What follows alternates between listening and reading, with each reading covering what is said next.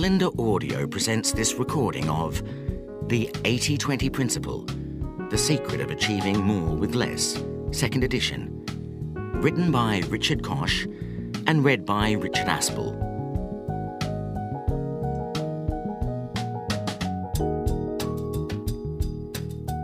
Praise for the 80-20 Principle.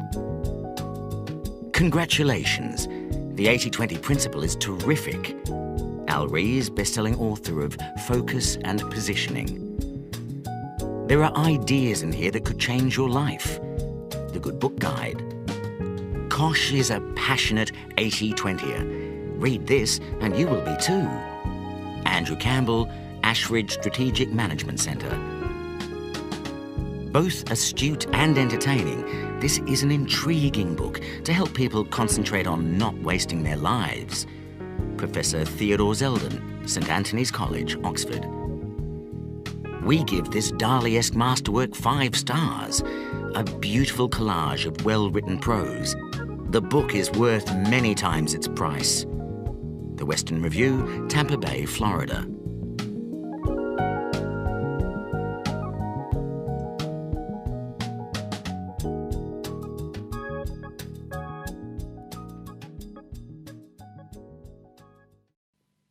The 80-20 Principle. For a very long time, the Pareto law, the 80-20 Principle, has lumbered the economic scene like an erratic block on the landscape, an empirical law which nobody can explain. Joseph Steindl. God plays dice with the universe, but they're loaded dice, and the main objective is to find out by what rules they were loaded and how we can use them for our own ends. Joseph Ford. We cannot be certain to what height the human species may aspire.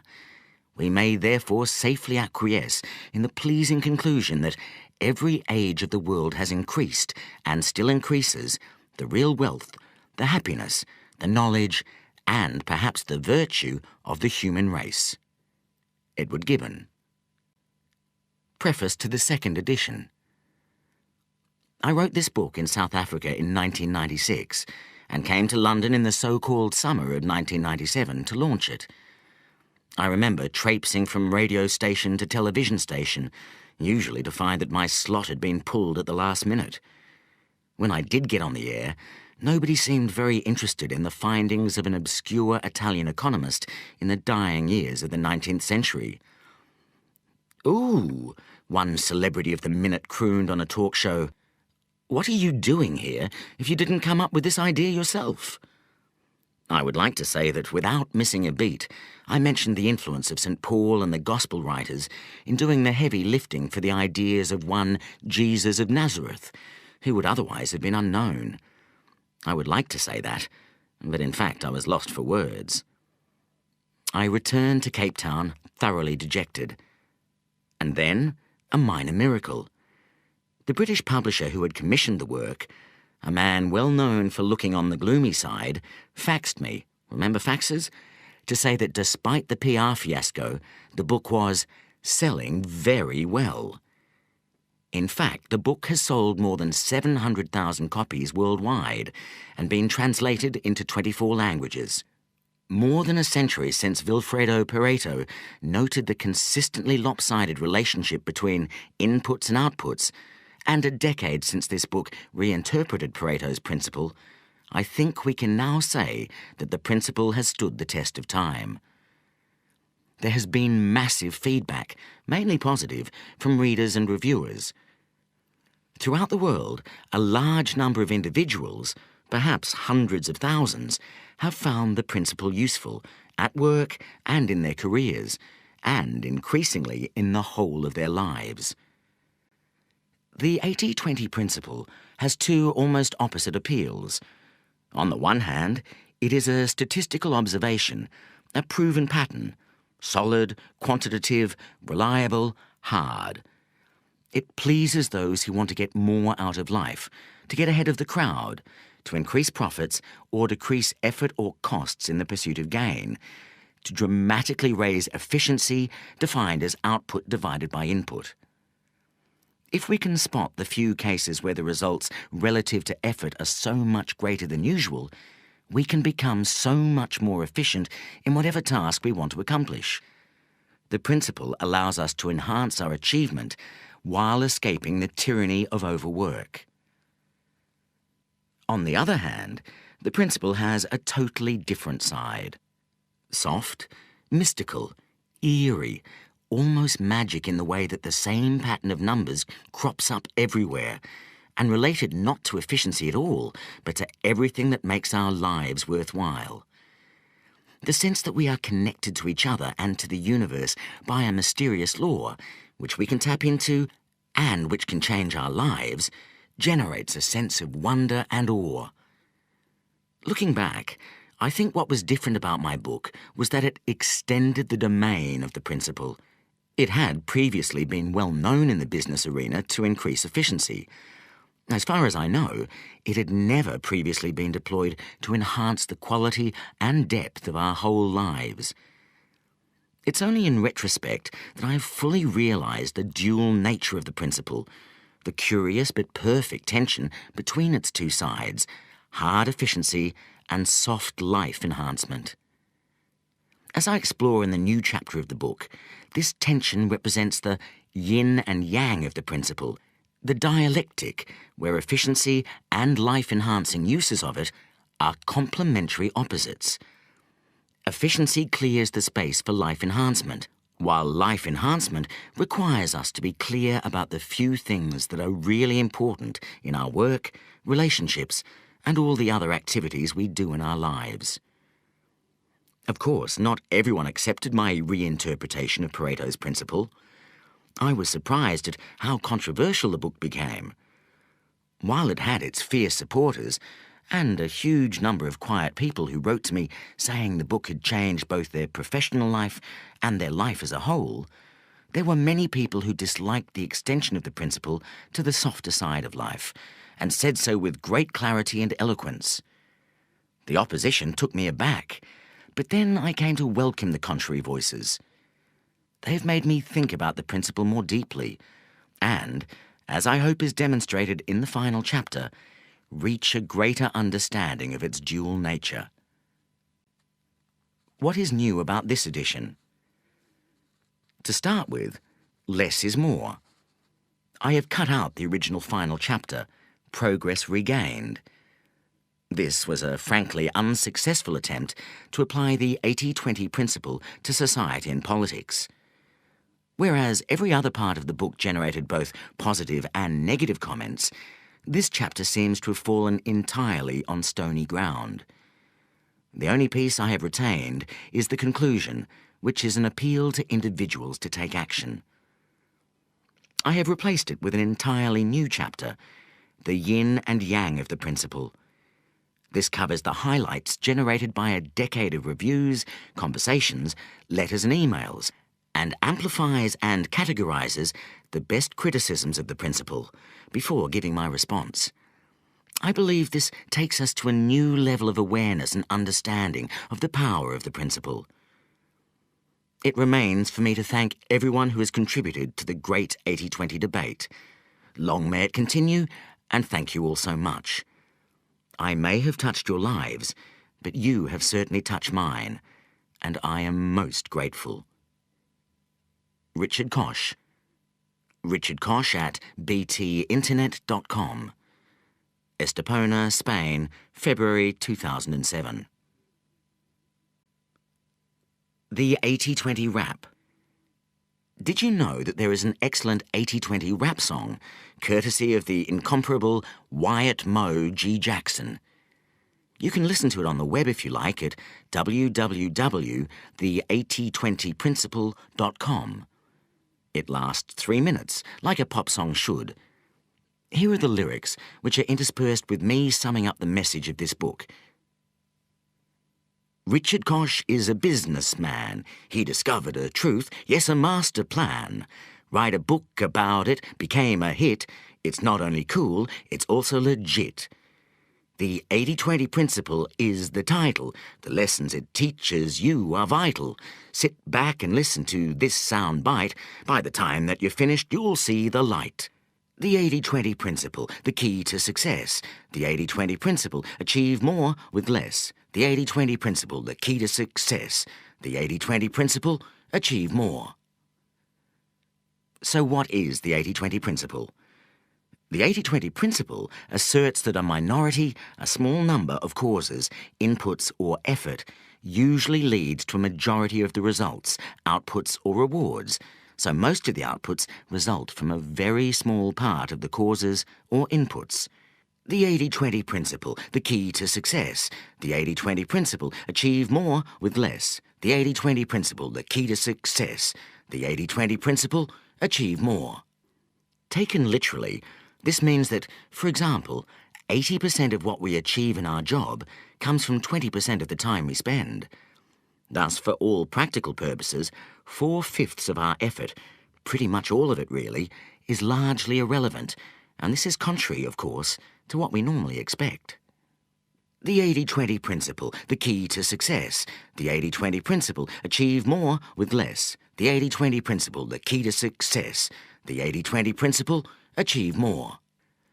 So the 80-20 principle states that there is an inbuilt imbalance between causes and results, inputs and outputs, efforts and rewards. A good benchmark for this imbalance is provided by the 80-20 relationship. A typical pattern will show that 80% of outputs result from 20% of inputs. 80% of consequences flow from 20% of causes. Or 80% of results come from 20% of effort. In business, many examples of the 80-20 principle have been validated. 20% of products usually account for about 80% of dollar sales, so do 20% of customers. And 20% of products or customers also usually account for 80% of an organization's profits. The 80-20 principle, the key to success. The 80-20 principle, achieve more with less. The 80-20 principle, the key to success. The 80-20 principle, achieve more.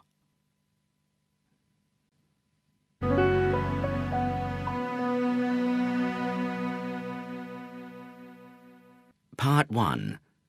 Overture. The universe is wonky. What is the 80-20 principle?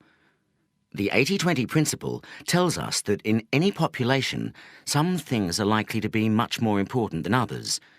A good benchmark or hypothesis is that 80% of results or outputs flow from 20% of causes, and sometimes from a much smaller proportion of powerful forces.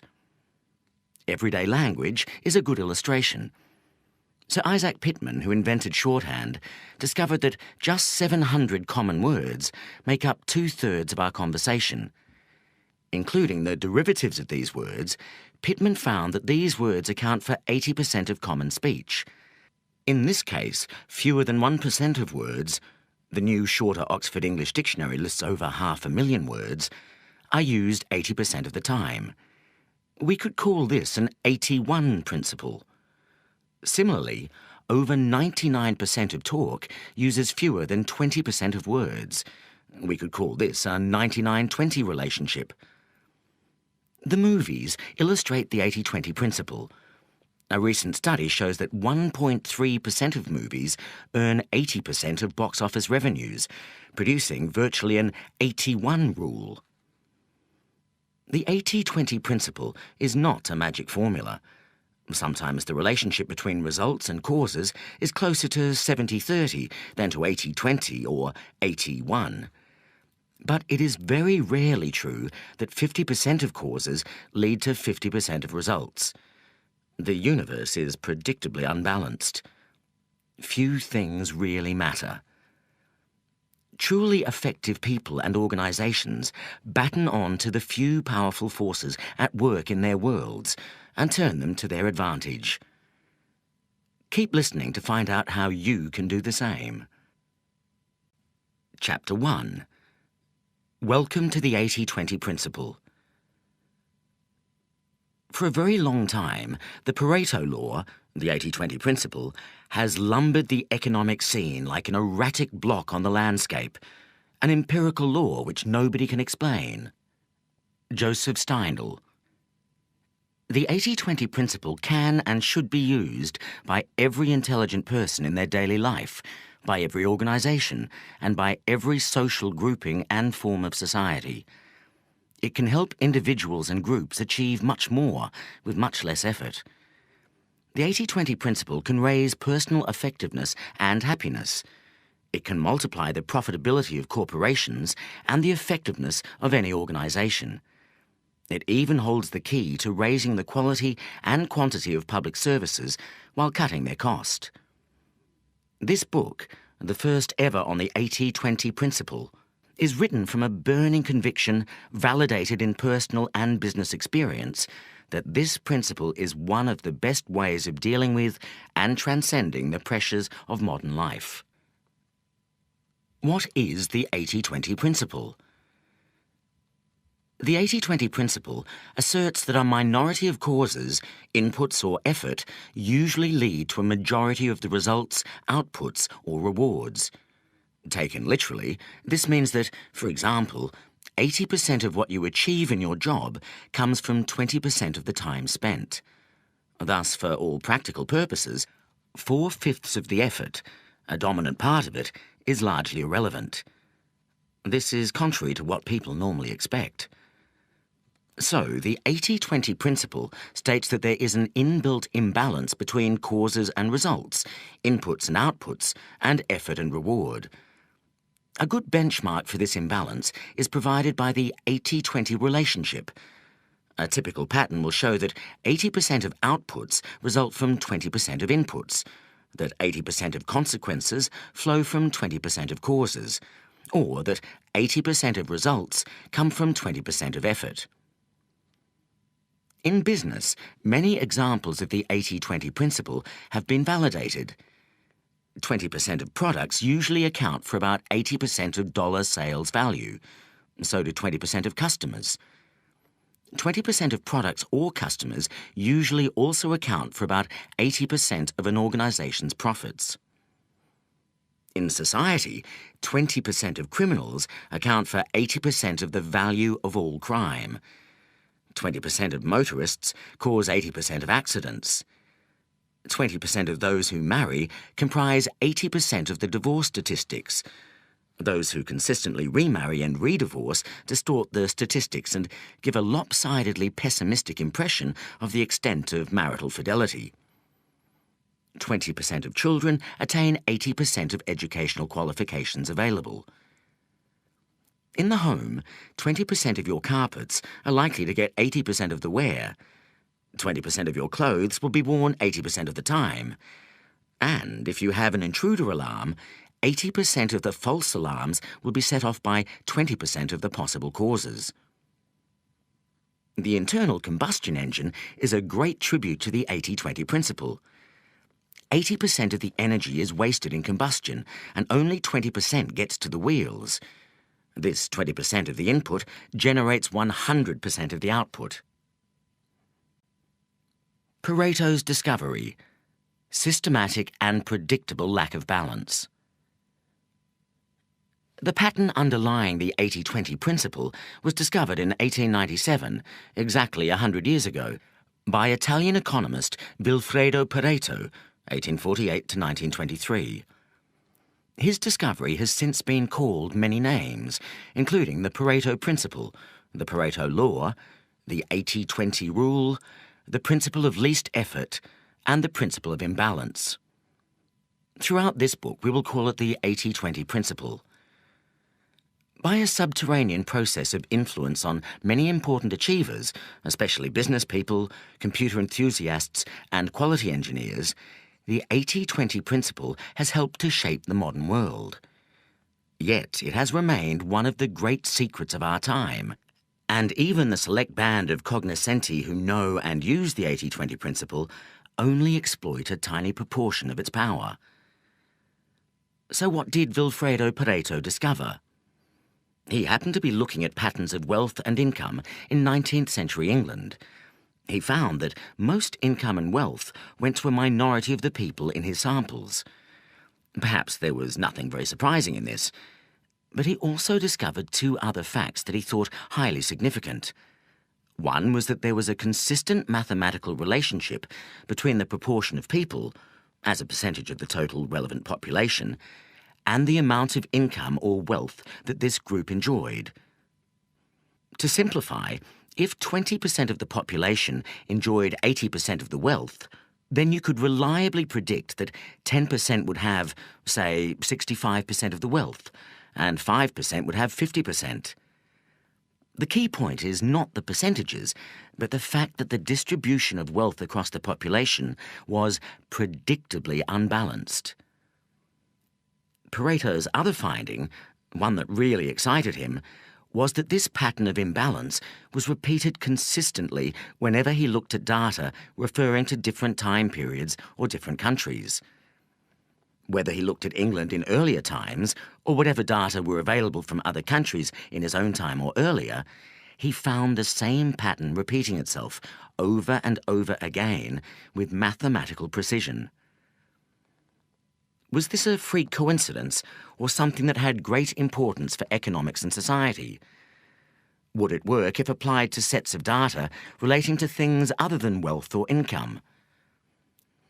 Pareto was a terrific innovator because before him, no one had looked at two related sets of data. In this case, the distribution of incomes or wealth compared to the number of income earners or property owners, and compared percentages between the two sets of data. Nowadays, this method is commonplace and has led to major breakthroughs in business and economics. Sadly, although Pareto realized the importance and wide range of his discovery, he was very bad at explaining it. He moved on to a series of fascinating but rambling sociological theories, centering on the role of elites, which were hijacked at the end of his life by Mussolini's fascists. The significance of the 80-20 principle lay dormant for a generation. While a few economists, especially in the US, realized its importance, it was not until after the Second World War that two parallel yet completely different pioneers began to make waves with the 80-20 principle.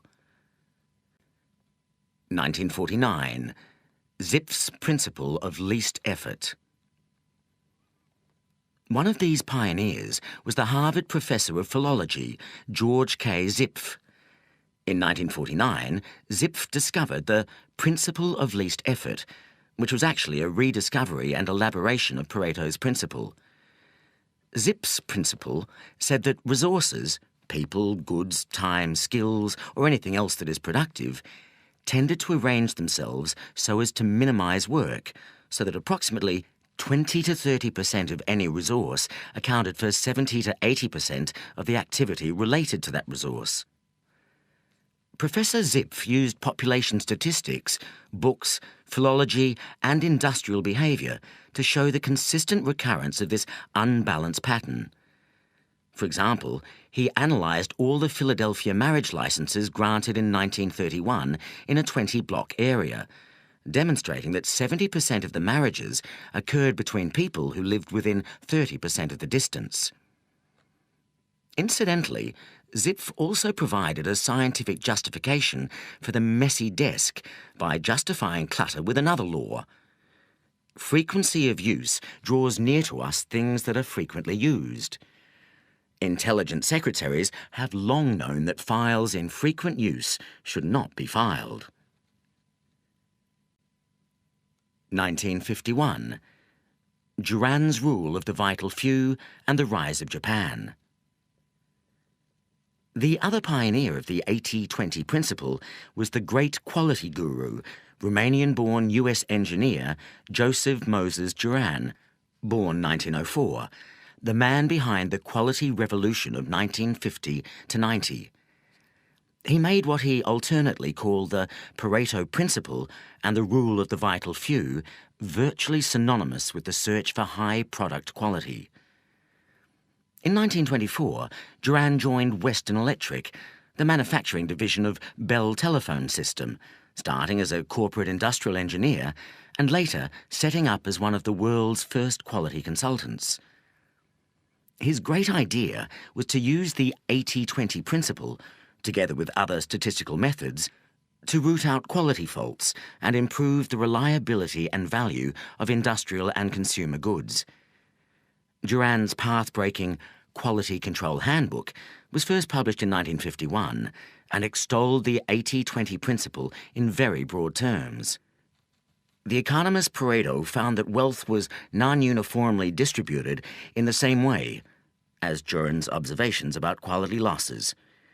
Many other instances can be found: the distribution of crime amongst criminals, the distribution of accidents among hazardous processes, etc. Pareto's principle of unequal distribution applied to distribution of wealth and to distribution of quality losses. No major U.S. industrialist was interested in Juran's theories. In 1953, he was invited to Japan to lecture and met a receptive audience. He stayed on to work with several Japanese corporations, transforming the value and quality of their consumer goods. It was only once the Japanese threat to U.S. industry had become apparent, after 1970, that Juran was taken seriously in the West. He moved back to do for U.S. industry what he had done for the Japanese. The 80-20 principle was at the heart of this global quality revolution. From the 1960s to the 1990s, progress from using the 80-20 principle. IBM was one of the earliest and most successful corporations to spot and use the 80-20 principle, which helps to explain why most computer systems specialists trained in the 1960s and 1970s are familiar with the idea. In 1963, IBM discovered that about 80% of a computer's time is spent executing about 20% of the operating code. The company immediately rewrote its operating software to make the most used 20% very accessible and user-friendly, thus making IBM computers more efficient and faster than competitors' machines for the majority of applications. Those who developed the personal computer and its software in the next generation, such as Apple, Lotus, and Microsoft, applied the 80-20 principle with even more gusto to make their machines cheaper and easier to use for a new tranche of customers, including the now celebrated dummies who would previously have given computers a very wide berth. Winner take all. A century after Pareto, the implications of the 80-20 principle has surfaced in a recent controversy over the astronomic and ever-rising incomes going to superstars and those very few people at the top of a growing number of professions. Film director Steven Spielberg earned $165 million in 1994. Joseph Jamil, the most highly paid trial lawyer, was paid $90 million. Merely competent film directors or lawyers, of course, earn a tiny fraction of these sums. The 20th century has seen massive efforts to level incomes, but inequality, removed in one sphere, keeps popping up in another. In the USA from 1973 to 1995, average real incomes rose by 36%, yet the comparable figure for non-supervisory workers fell by 14%. During the 1980s, all of the gains went to the top 20% of earners, and a mind-boggling 64% of the total increase went to the top 1%. The ownership of shares in the US is also heavily concentrated within a small minority of households. 5% of US households own about 75% of the household sector's equity. A similar effect may be seen in the role of the dollar. Almost 50% of world trade is invoiced in dollars, far above America's 13% share of world exports. And while the dollar's share of foreign exchange reserves is 64%, the ratio of American GDP to global output is just over 20%. The 80-20 principle will always reassert itself unless conscious, consistent, and massive efforts are made and sustained to overcome it. Why the 80-20 principle is so important. The reason that the 80-20 principle is so valuable is that it is counterintuitive. We tend to expect that all causes will have roughly the same significance, that all customers are equally valuable, that every bit of business, every product, and every dollar of sales revenue is as good as any other, that all employees in a particular category have roughly equivalent value, that each day or week or year we spend has the same significance, that all our friends have roughly equal value to us, that all inquiries or phone calls should be treated in the same way, that one university is as good as another, that all problems have a large number of causes, so that it is not worth isolating a few key causes, that all opportunities are of roughly equal value, so that we treat them all equally. We tend to assume that 50% of causes or inputs will account for 50% of results or outputs. There seems to be a natural, almost democratic expectation that causes and results are generally equally balanced. And, of course, sometimes they are. But this 50-50 fallacy is one of the most inaccurate and harmful, as well as the most deeply rooted, of our mental maps. The 80-20 principle asserts that when two sets of data relating to causes and results can be examined and analysed, the most likely result is that there will be a pattern of imbalance. The imbalance may be 65-35, 70-30, 75-25, 80-20, 95-5, or 99.9, 0.1, or any set of numbers in between. However, the two numbers in the comparison don't have to add up to 100. The 80-20 principle also asserts that when we know the true relationship, we are likely to be surprised at how unbalanced it is.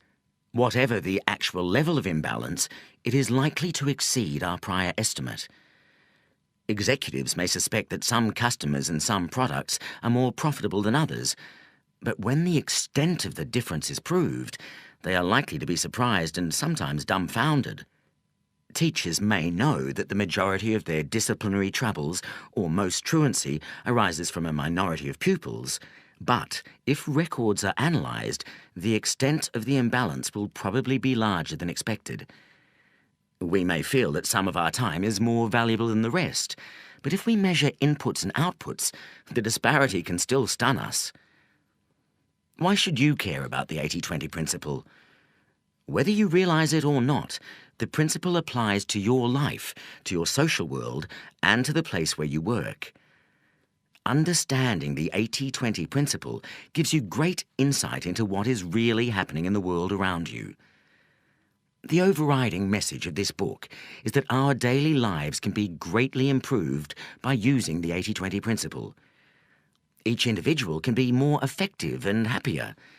Each profit-seeking corporation can become very much more profitable. Each non-profit organisation can also deliver much more useful outputs. Every government can ensure that its citizens benefit much more from its existence. For everyone and every institution, it is possible to obtain much more that is of value and avoid what has negative value with much less input of effort, expense, or investment. At the heart of this progress is a process of substitution. Resources that have weak effects in any particular use are not used or are used sparingly. Resources that have powerful effects are used as much as possible. Every resource is ideally used where it has the greatest value. Wherever possible, weak resources are developed so that they can mimic the behaviour of the stronger resources. Business and markets have used this process to great effect for hundreds of years. The French economist J.B. Say coined the word entrepreneur around 1800, saying that the entrepreneur shifts economic resources out of an area of lower productivity into an area of higher productivity and yield. But one fascinating implication of the 80-20 principle is how far businesses and markets still are from producing optimal solutions.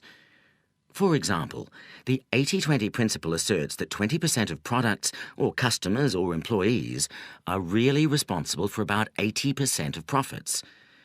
If this is true, and detailed investigations usually confirm that some such very unbalanced pattern exists, the state of affairs implied is very far from being efficient or optimal.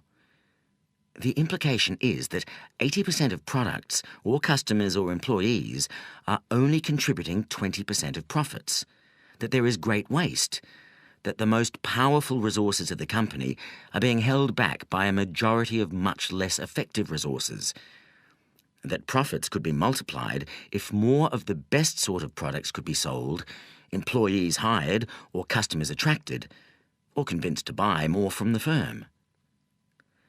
In this kind of situation, one might well ask, why continue to make the 80% of products that only generate 20% of profits?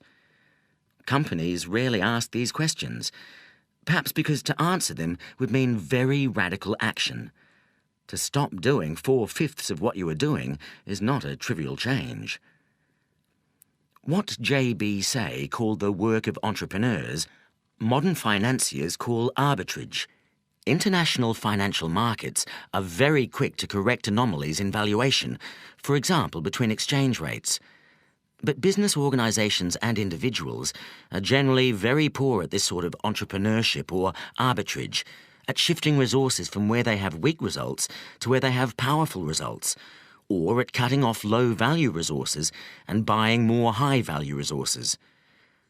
Most of the time, we do not realize the extent to which some resources, but only a small minority, are superproductive, what Joseph Juran called the vital few, while the majority, the trivial many, exhibit little productivity or else actually have negative value. If we did realize the difference between the vital few and the trivial many in all aspects of our lives, and if we did something about it, we could multiply anything that we valued. The 80-20 principle and chaos theory. Probability theory tells us that it is virtually impossible for all the applications of the 80-20 principle to occur randomly, as a freak of chance. We can only explain the principle by positing some deeper meaning or cause that lurks behind it. Pareto himself grappled with this issue, trying to apply a consistent methodology to the study of society.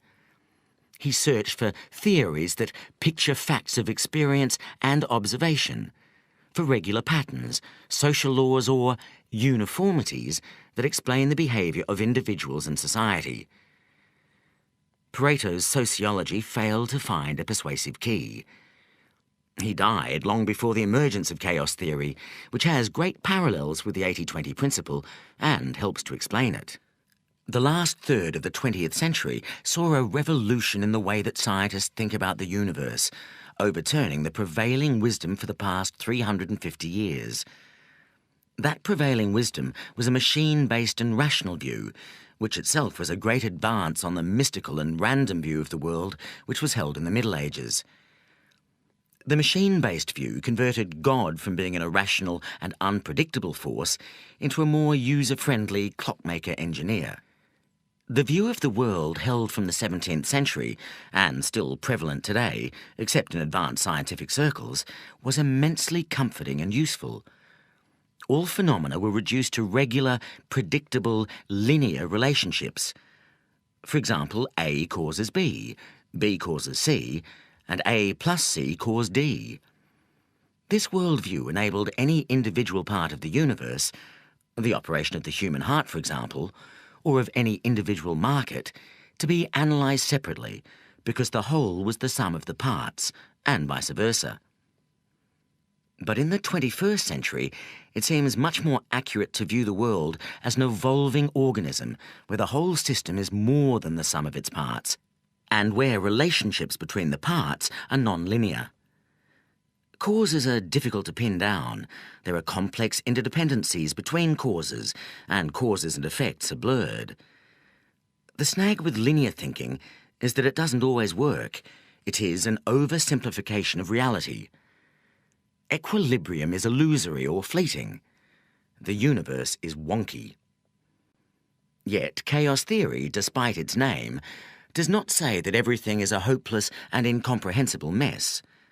Rather, there is a self-organizing logic lurking behind the disorder, a predictable non-linearity, something which economist Paul Krugman has called spooky, eerie, and terrifyingly exact. The logic is more difficult to describe than to detect, and is not totally dissimilar to the recurrence of a theme in a piece of music. Certain characteristic patterns recur, but with infinite and unpredictable variety. Chaos theory and the 80-20 principle illuminate each other. What have chaos theory and related scientific concepts got to do with the 80-20 principle? Although no one else appears to have made the link, I think the answer is a great deal. The principle of imbalance. The common thread between chaos theory and the 80-20 principle is the issue of balance, or more precisely, imbalance. Both chaos theory and the 80-20 principle assert, with a great deal of empirical backing, that the universe is unbalanced.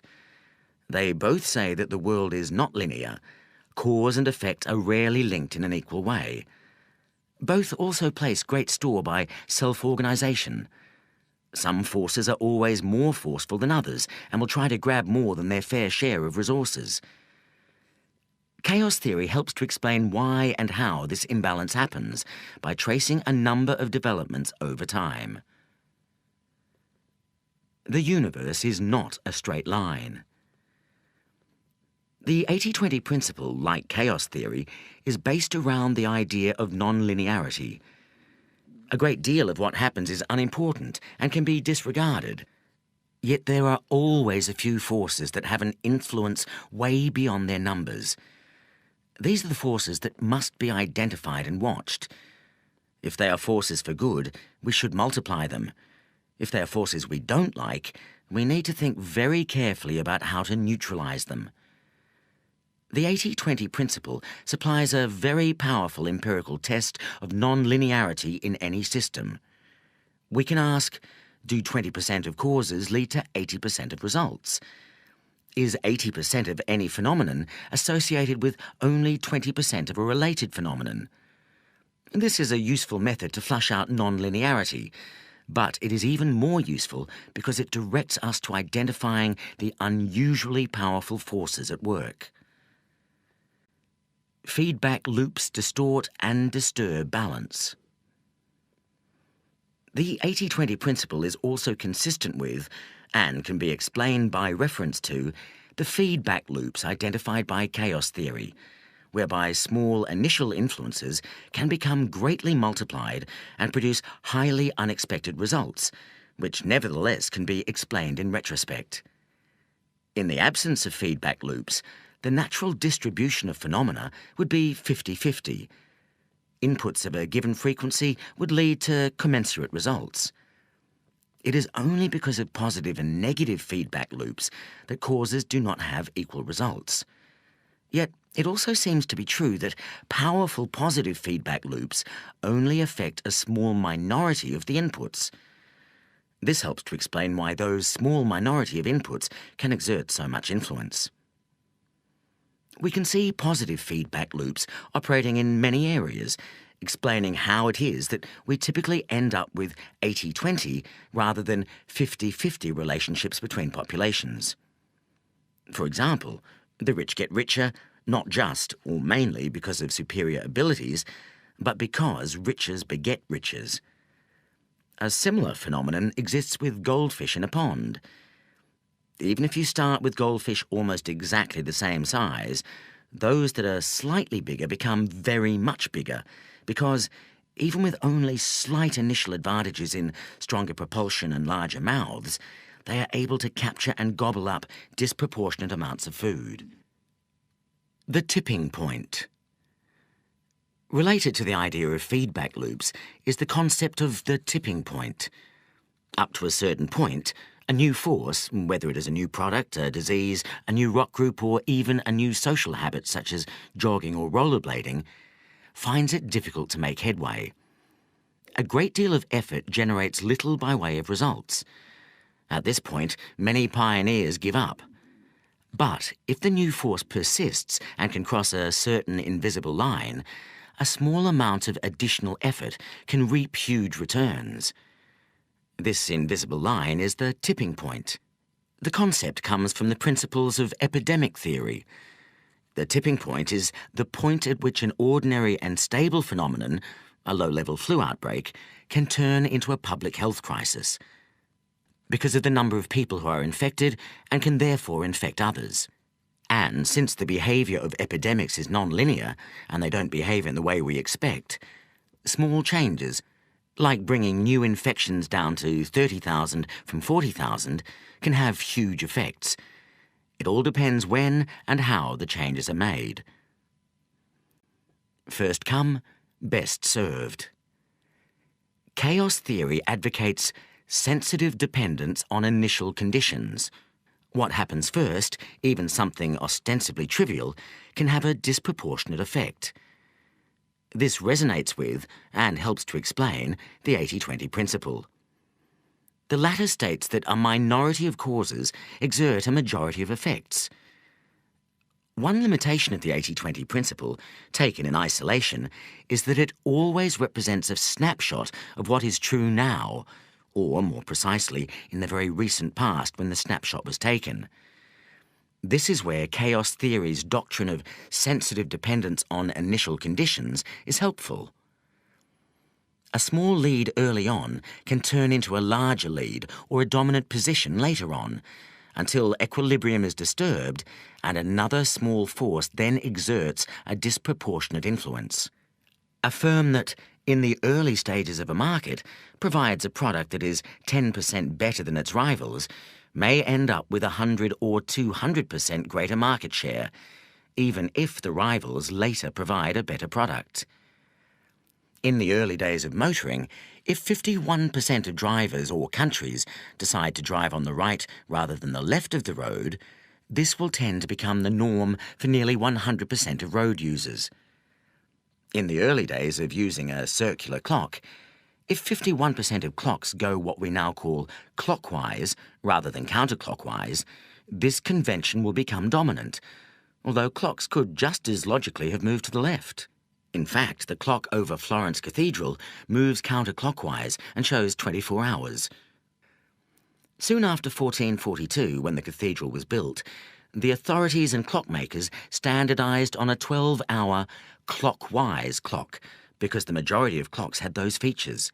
Yet, if 51% of clocks had ever been like the clock over Florence Cathedral, we would now be reading a 24-hour clock backwards.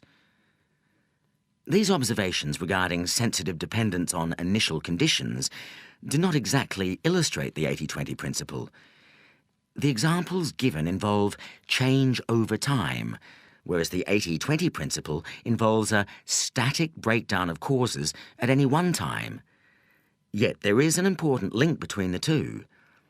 Both phenomena help to show how the universe abhors balance.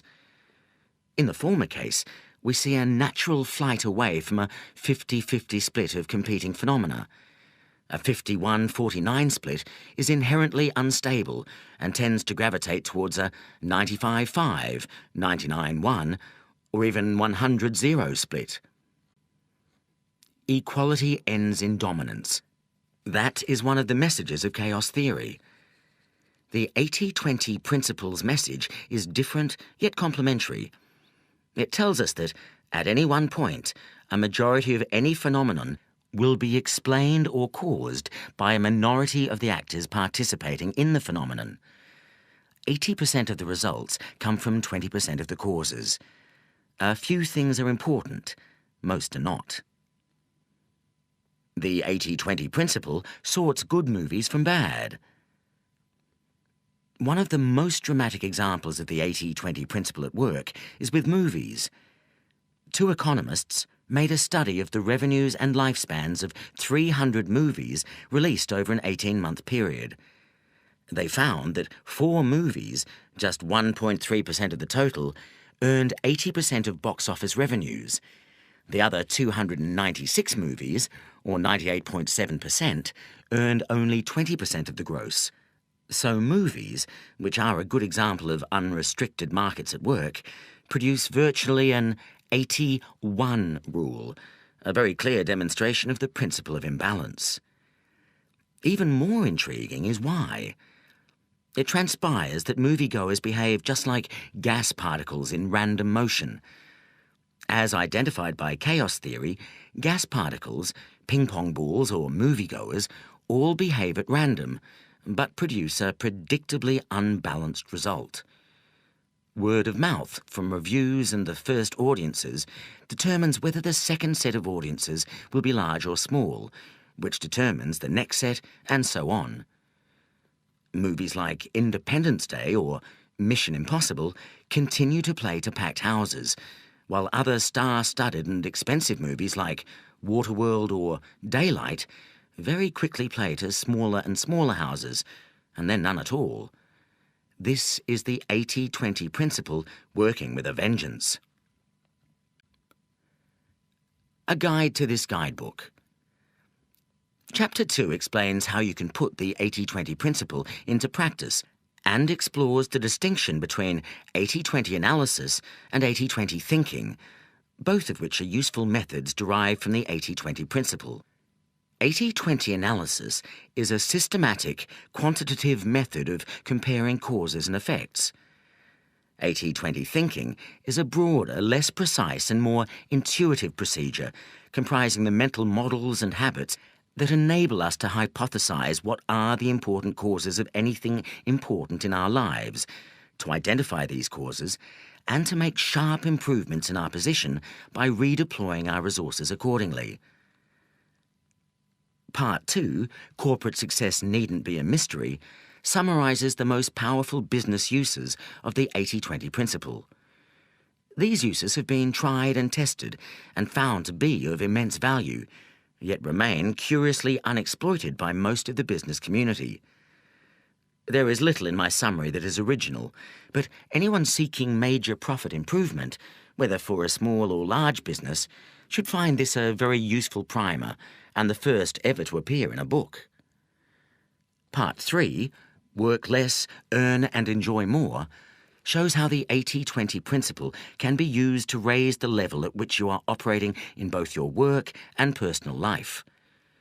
This is a pioneering attempt to apply the 80-20 principle on a novel canvas, and the attempt, although I am sure it is imperfect and incomplete in many ways, does lead to some surprising insights. For example, 80% of the typical person's happiness or achievement in life occurs in a small proportion of that life. The peaks of great personal value can usually be greatly expanded. The common view is that we are short of time. My application of the 80-20 principle suggests the reverse, that we are actually awash with time and profligate in its abuse.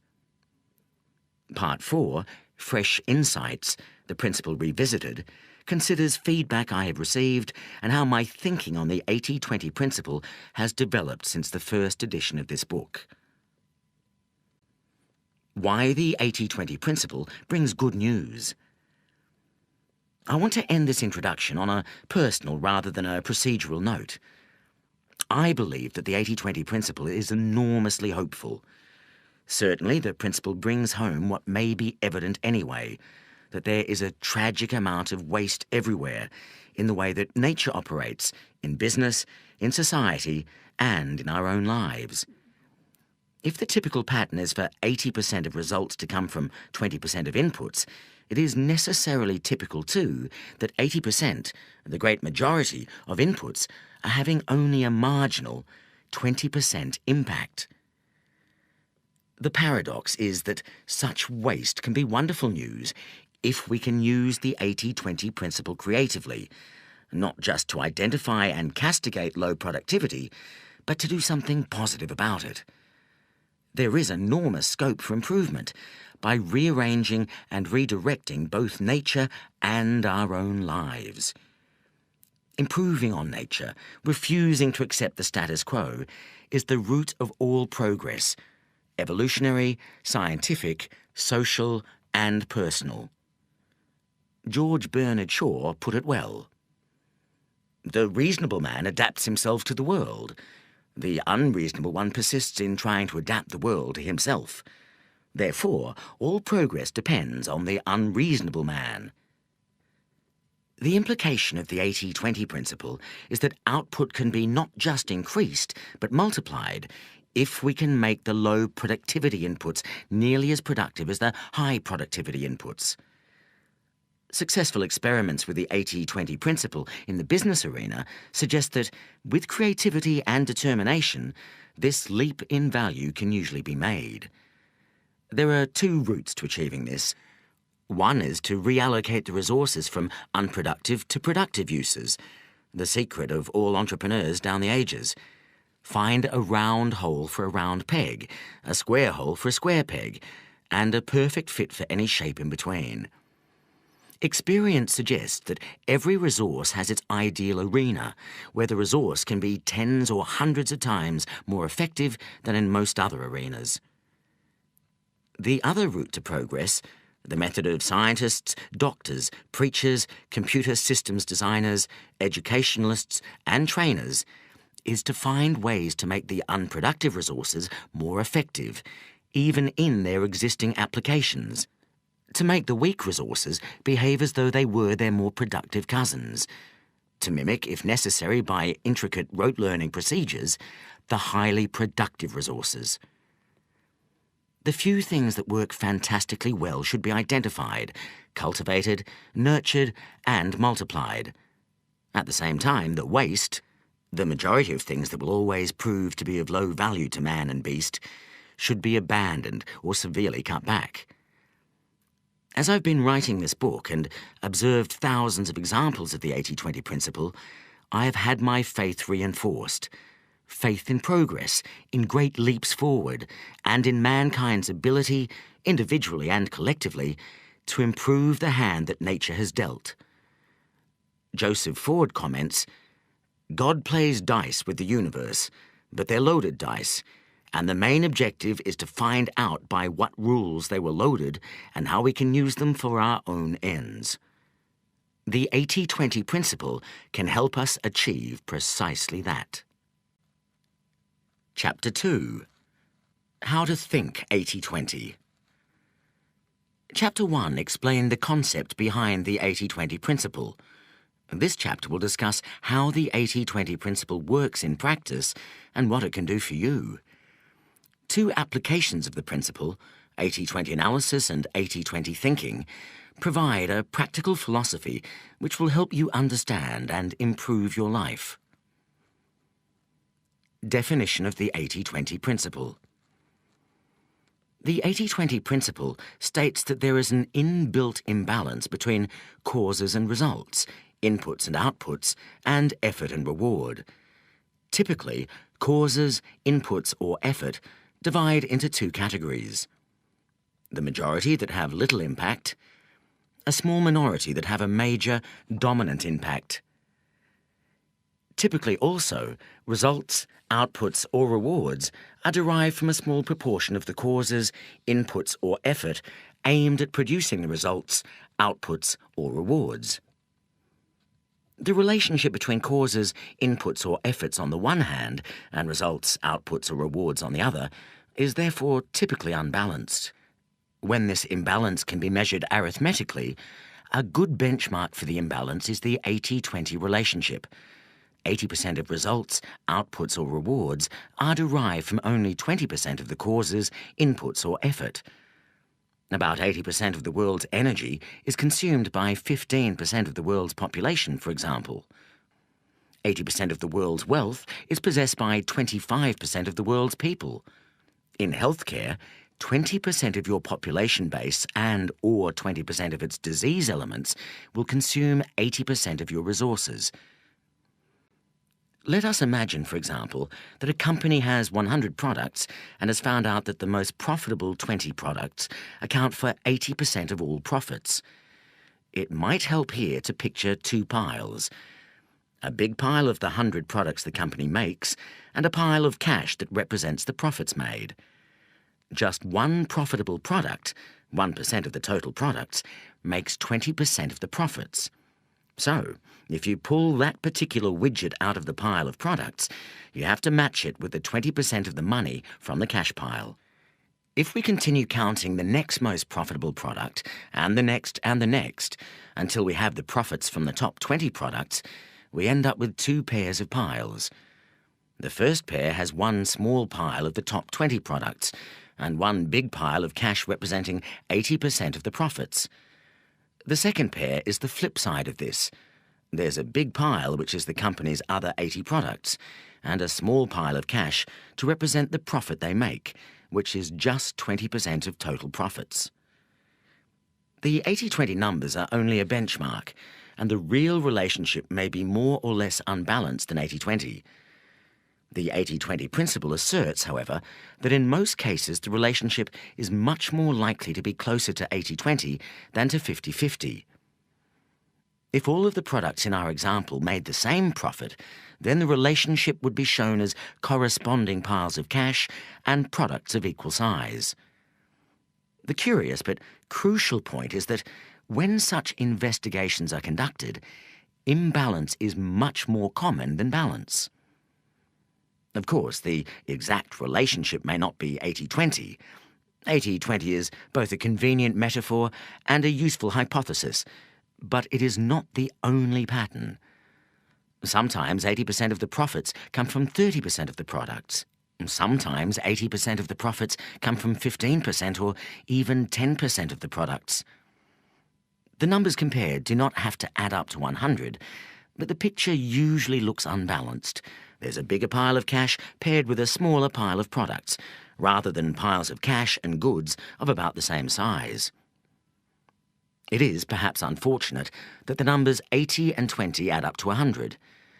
This makes the result look elegant, as indeed would a result of 50-50, 70-30, 99-1, or many other combinations. And it is certainly memorable. But it makes many people think that we are dealing with just one set of data, 100%. Well, this is not so. If 80% of people are right-handed and 20% are left-handed, this is not an 80-20 observation.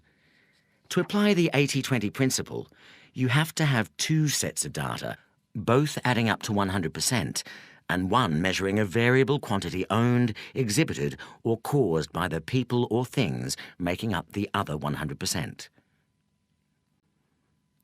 What the 80-20 principle can do for you.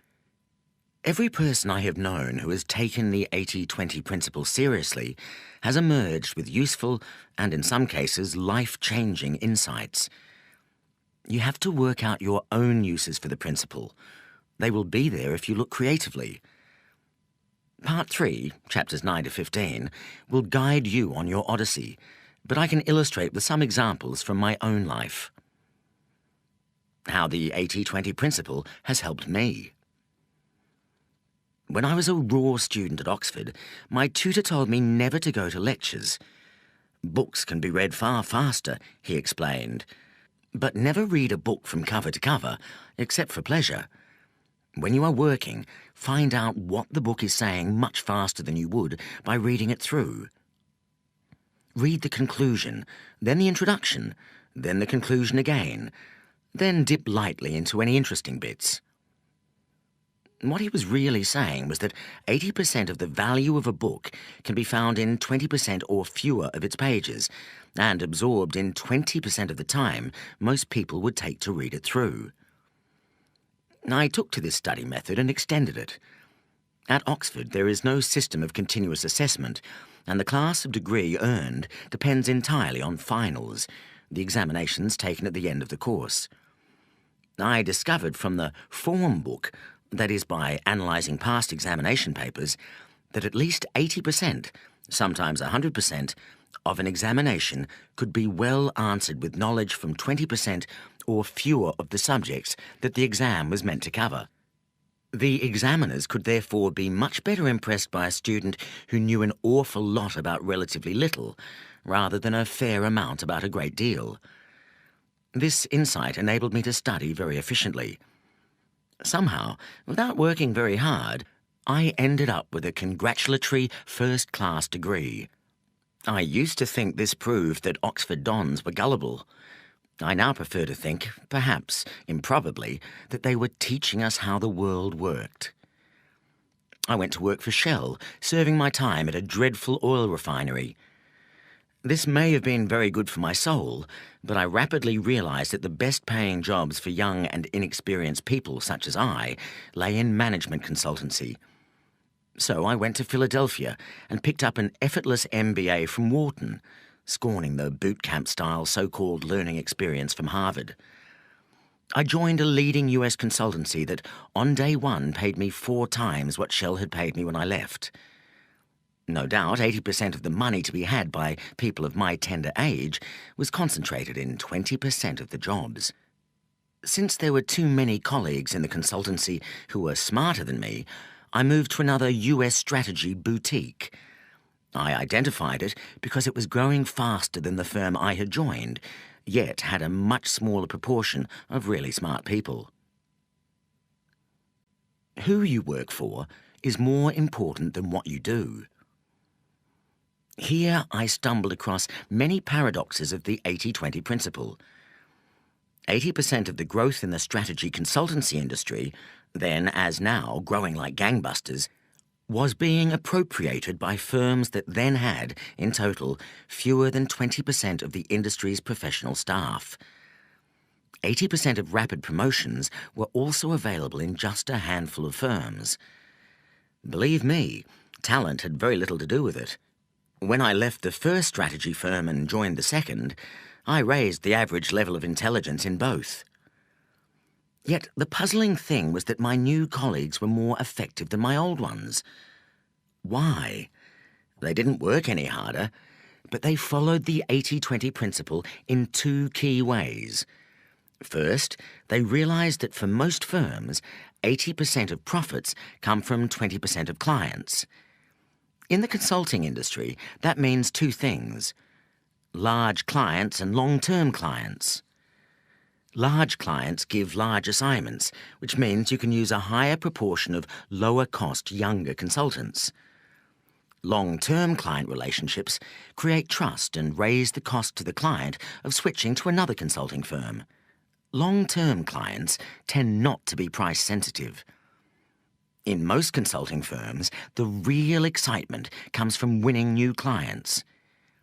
In my new firm, the real heroes were those who worked on the largest existing clients for the longest possible time. And they did this by cultivating the top bosses of those client corporations. The second key insight the consulting firm had was that in any client, 80% of the results available would flow from concentrating on the 20% of most important issues. These were not necessarily the most interesting ones from a curious consultant's viewpoint, but whereas our competitors would look superficially at a whole range of issues and then leave them for the client to act or not on the recommendations, we kept plugging away at the most important issues until we had bludgeoned the client into successful action. The client's profits often soared as a result, as did our consulting budgets. Are you working to make others rich, or is it the reverse? I soon became convinced that, for both consultants and their clients, effort and reward were at best only loosely linked. It was better to be in the right place than to be smart and work hard. It was best to be cunning and focus on results rather than inputs. Acting on a few key insights produced the goods. Being intelligent and hard-working did not. Sadly, for many years, guilt and conformity to peer group pressure kept me from fully acting on this lesson. I worked far too hard. By this time, the consulting firm had several hundred professional staff, and about 30 people, including myself, who were called partners. But 80% of the profits went to one man, the founder, even though numerically he constituted less than 4% of the partnership and a fraction of 1% of the consulting force.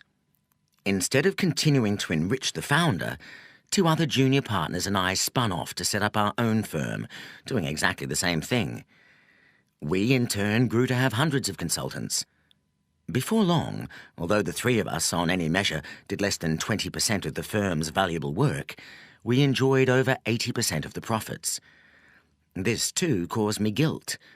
After 6 years I quit, selling my shares to the other partners. At this time, we had doubled our revenues and profits every year, and I was able to secure a good price for my shares. Shortly after, the recession of 1990 hit the consulting industry. Although I will counsel you later to give up guilt, I was lucky with my guilt. Even those who follow the 80-20 principle need a bit of luck, and I have always enjoyed far more than my share.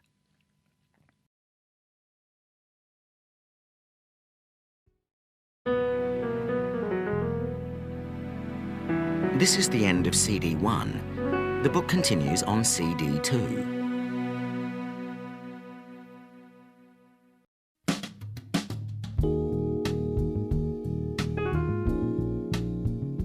CD 2.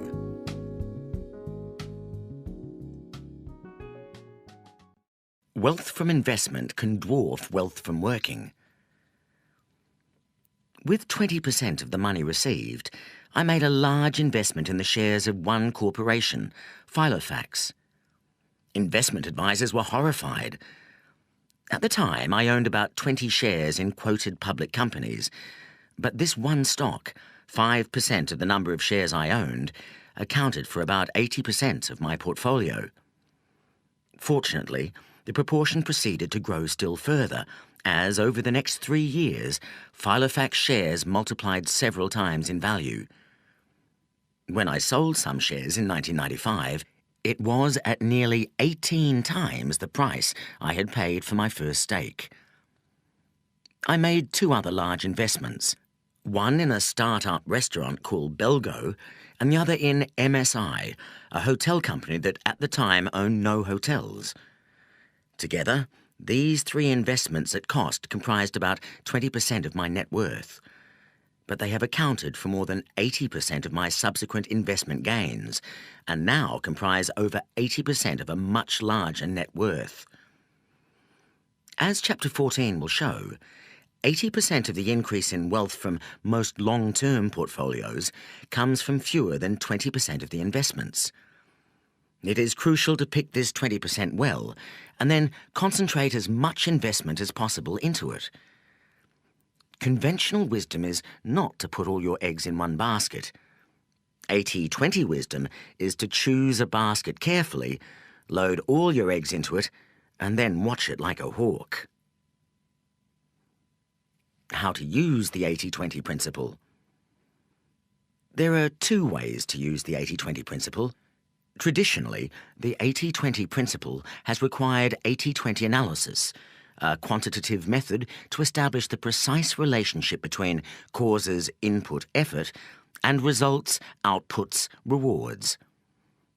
This method uses the possible existence of the 80-20 relationship as a hypothesis and then gathers the facts so that the true relationship is revealed.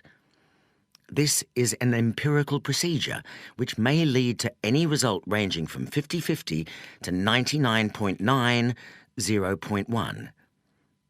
If the result does demonstrate a marked imbalance between inputs and outputs, say a 65-35 relationship, or an even more unbalanced one, then normally action is taken as a result. A new and complementary way to use the 80-20 principle is what I call 80-20 thinking. This requires deep thought about any issue that is important to you and asks you to make a judgment on whether the 80-20 principle is working in that area. You can then act on the insight. 80-20 thinking does not require you to collect data or actually test the hypothesis. Consequently, 80-20 thinking may on occasion mislead you. It is dangerous to assume, for example, that you already know what the 20% is if you identify a relationship. But I will argue that 80-20 thinking is much less likely to mislead you than is conventional thinking. 80-20 thinking is much more accessible and faster than 80-20 analysis, although the latter may be preferred when the issue is extremely important and you find it difficult to be confident about an estimate. We look first at 80-20 analysis and then at 80-20 thinking. 80-20 analysis. 80-20 analysis examines the relationship between 2 sets of comparable data.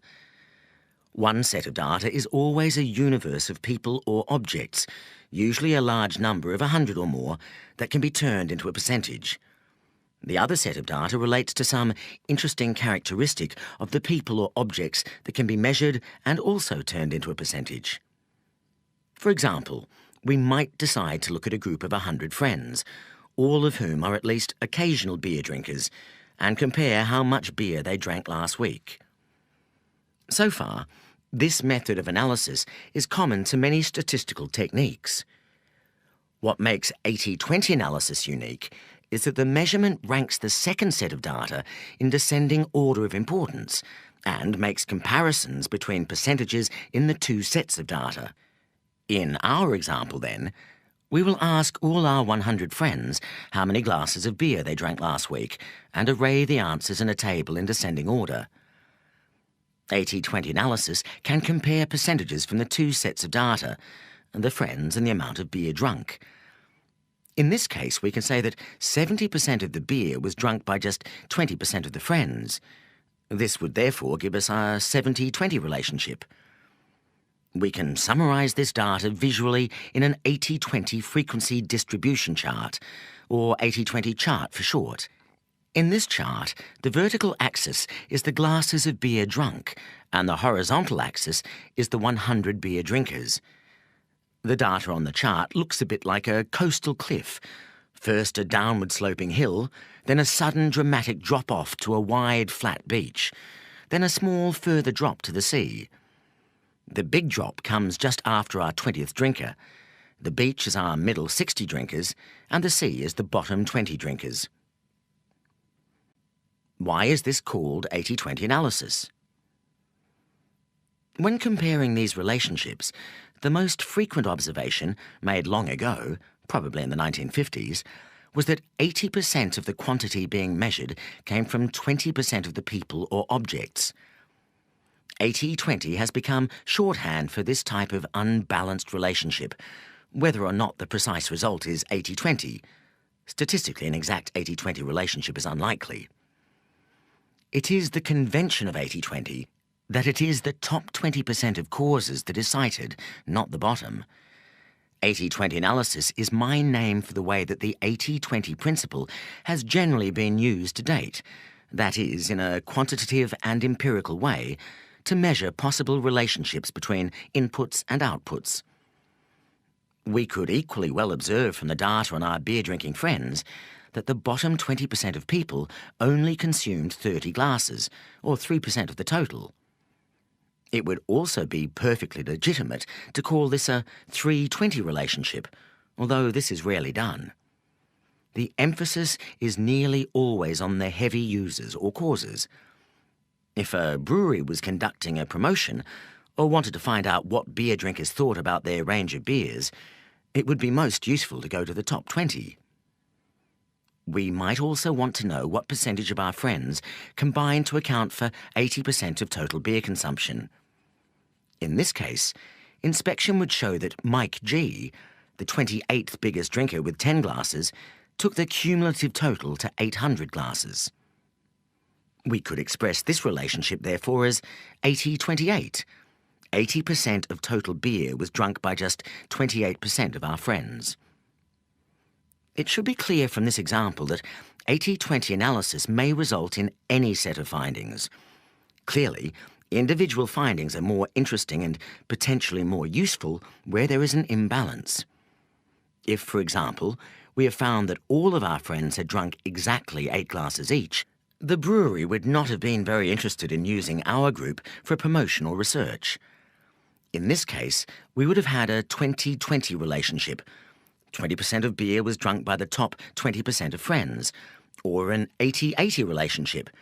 80% of beer was drunk by 80% of friends. Bar charts show 80-20 relationships best. An 80-20 analysis is best displayed pictorially by looking at 2 bars, which is particularly appropriate for our example. Our earlier examples with the piles of products and profits can also be represented by bar charts. Imagine 2 vertical bars side by side, like 2 tall windows. The first bar represents our 100 beer-drinking friends, each filling 1% of the space, starting with the biggest beer drinker at the top and ending with the smallest beer drinkers at the bottom. The second bar represents the total amount of beer drunk by each and all of our friends. We can choose any given percentage of our friends and see how much beer they accounted for. For example, if we painted in the top 20% of the first bar or window, our top 20 drinkers, we would have to paint in 70% of the second bar or window, because that's how much beer those 20 people drank. In other words, the two bars would show what we discovered by putting the data in a table or in the 80-20 chart described earlier, that the top 20% of beer drinkers accounted for 70% of the beer drunk. The bar chart just takes the data and displays it from top to bottom instead of left to right. It doesn't matter which display you prefer. If we wanted to illustrate what percentage of our friends drank 80% of the beer, we would fill in the bars slightly differently to show the 80-28 relationship. 28% of our friends drank 80% of the beer. What is 80-20 analysis used for? Generally, to change the relationship it describes or to make better use of it. One use is to concentrate on the key causes of the relationship, the 20% of inputs that lead to 80%, or whatever the precise number is, of the outputs. If the top 20% of beer drinkers account for 70% of beer consumed, this is a group that a brewery should concentrate on reaching in order to attract as high a share as possible of the business from the 20%, and possibly also to increase their beer consumption still further. For all practical purposes, the brewery may decide to ignore the 80% of beer drinkers who only consume 30% of the beer. This simplifies the task immensely.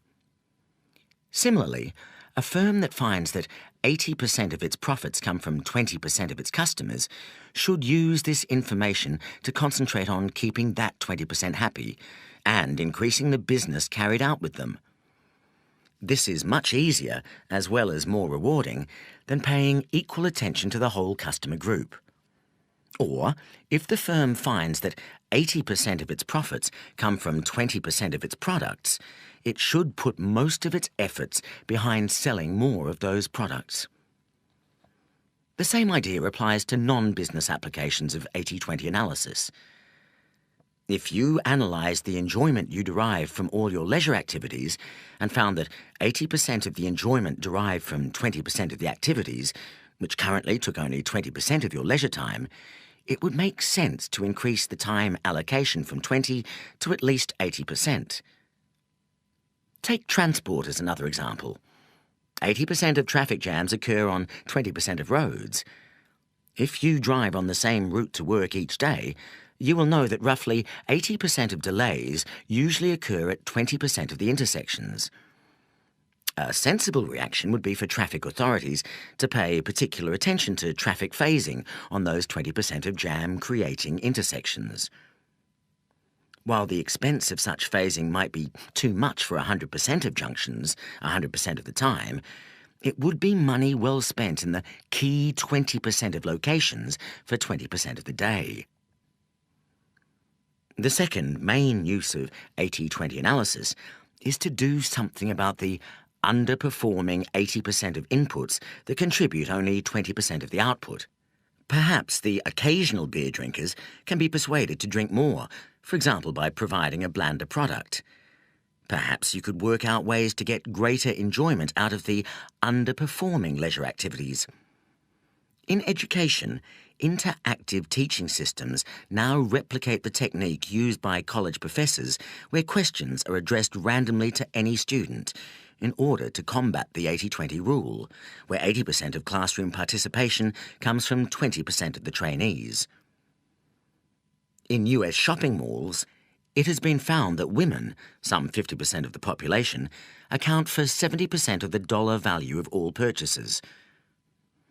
One way to increase the 30% of sales to men might be to build stores specifically designed for them. Although this second application of 80-20 analysis is sometimes very useful and has been put to great effect in industry in improving the productivity of underperforming factories, it is generally harder work and less rewarding than the first use. Don't apply 80-20 analysis in a linear way.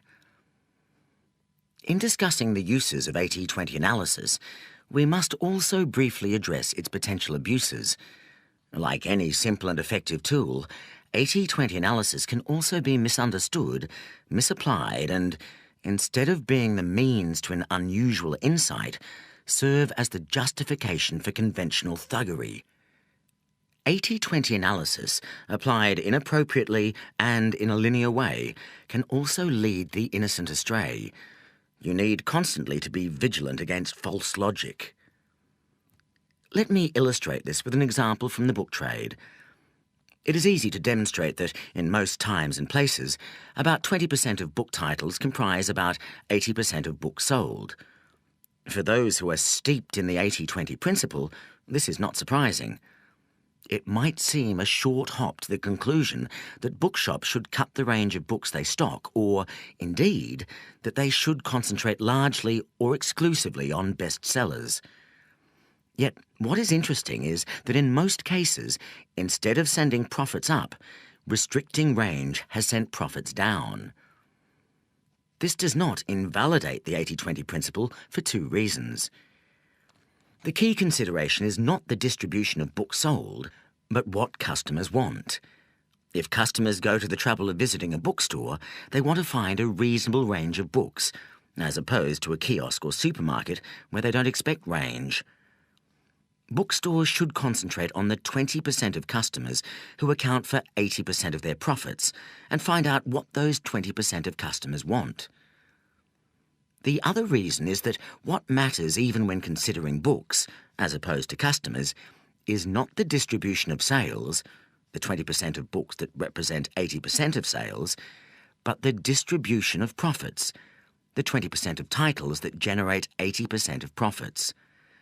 Very often, these are not the so-called bestsellers, books written by well-known authors. In fact, a study in the US revealed that bestsellers represent about 5% of total sales. The true bestsellers are often those books that never make it into the charts, but sell a reliable quantity year in and year out, often at high margins. As the same US research comments, core inventory represents those books that sell season in and season out. They are the 80 in the 80-20 rule, often accounting for the lion's share of sales in a particular subject. This illustration is salutary. It does not invalidate 80-20 analysis at all, since the key questions should always be which customers and products generate 80% of profits. But it does show the danger of not thinking clearly enough about how the analysis is applied. When using the 80-20 principle, be selective and be contrarian. Don't be seduced into thinking that the variable that everyone else is looking at, in this case the books on the latest bestseller list, is what really matters. This is linear thinking. The most valuable insight from 80-20 analysis will always come from examining non-linear relationships that others are neglecting. In addition, because 80-20 analysis is based on a freeze frame of the situation at a particular point, rather than incorporating changes over time, you must be aware that if you inadvertently freeze the wrong or an incomplete picture, you will get an inaccurate view. 80-20 thinking and why it is necessary. 80-20 analysis is extremely useful, but most people are not natural analysts, and even analysts cannot stop to investigate the data every time they have to make a decision. It would bring life to a shuddering halt.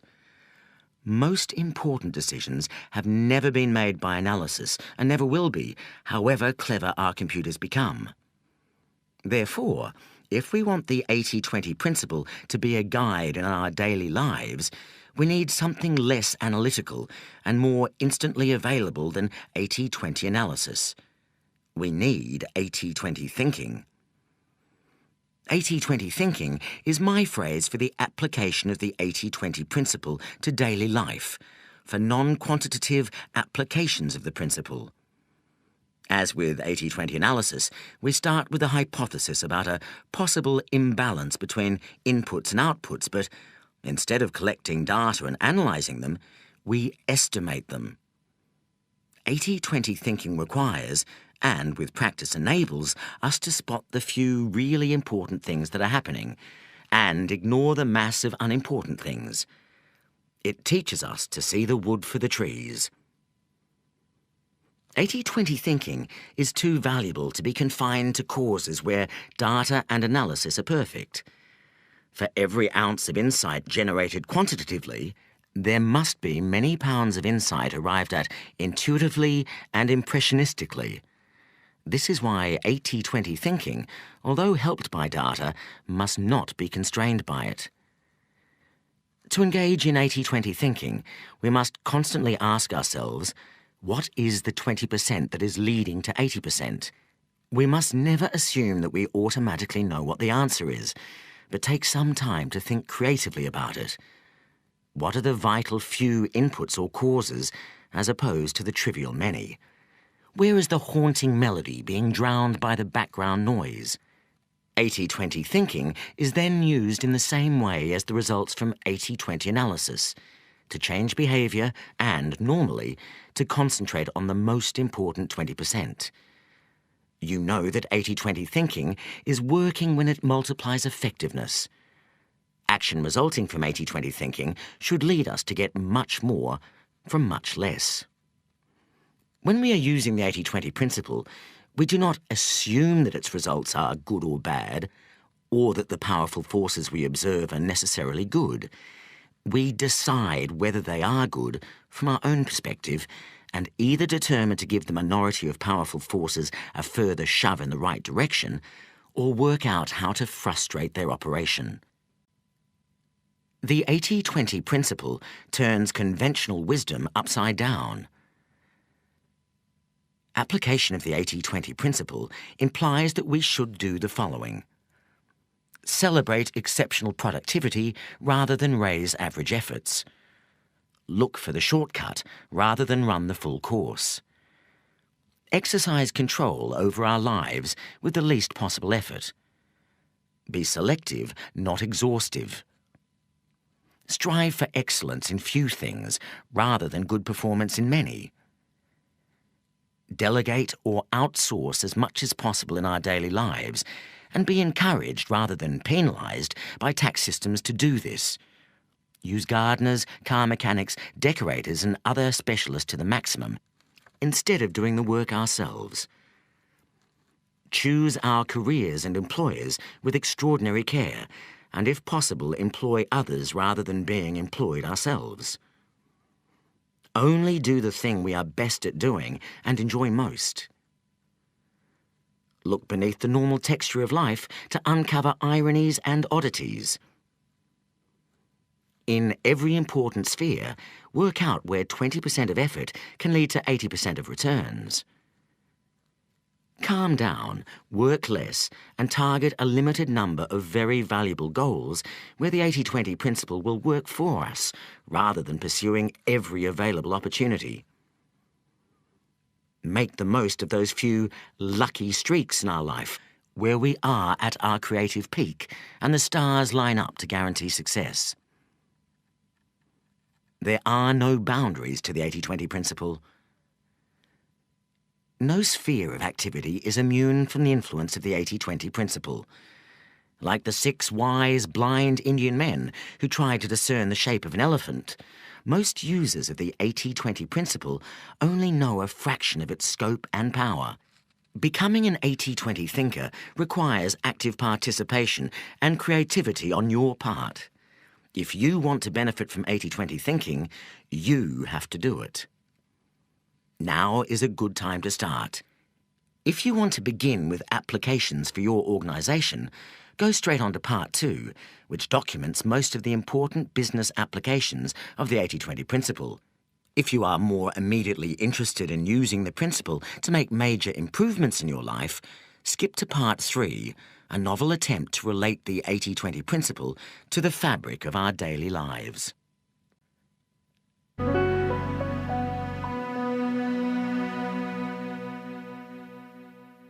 Part 2.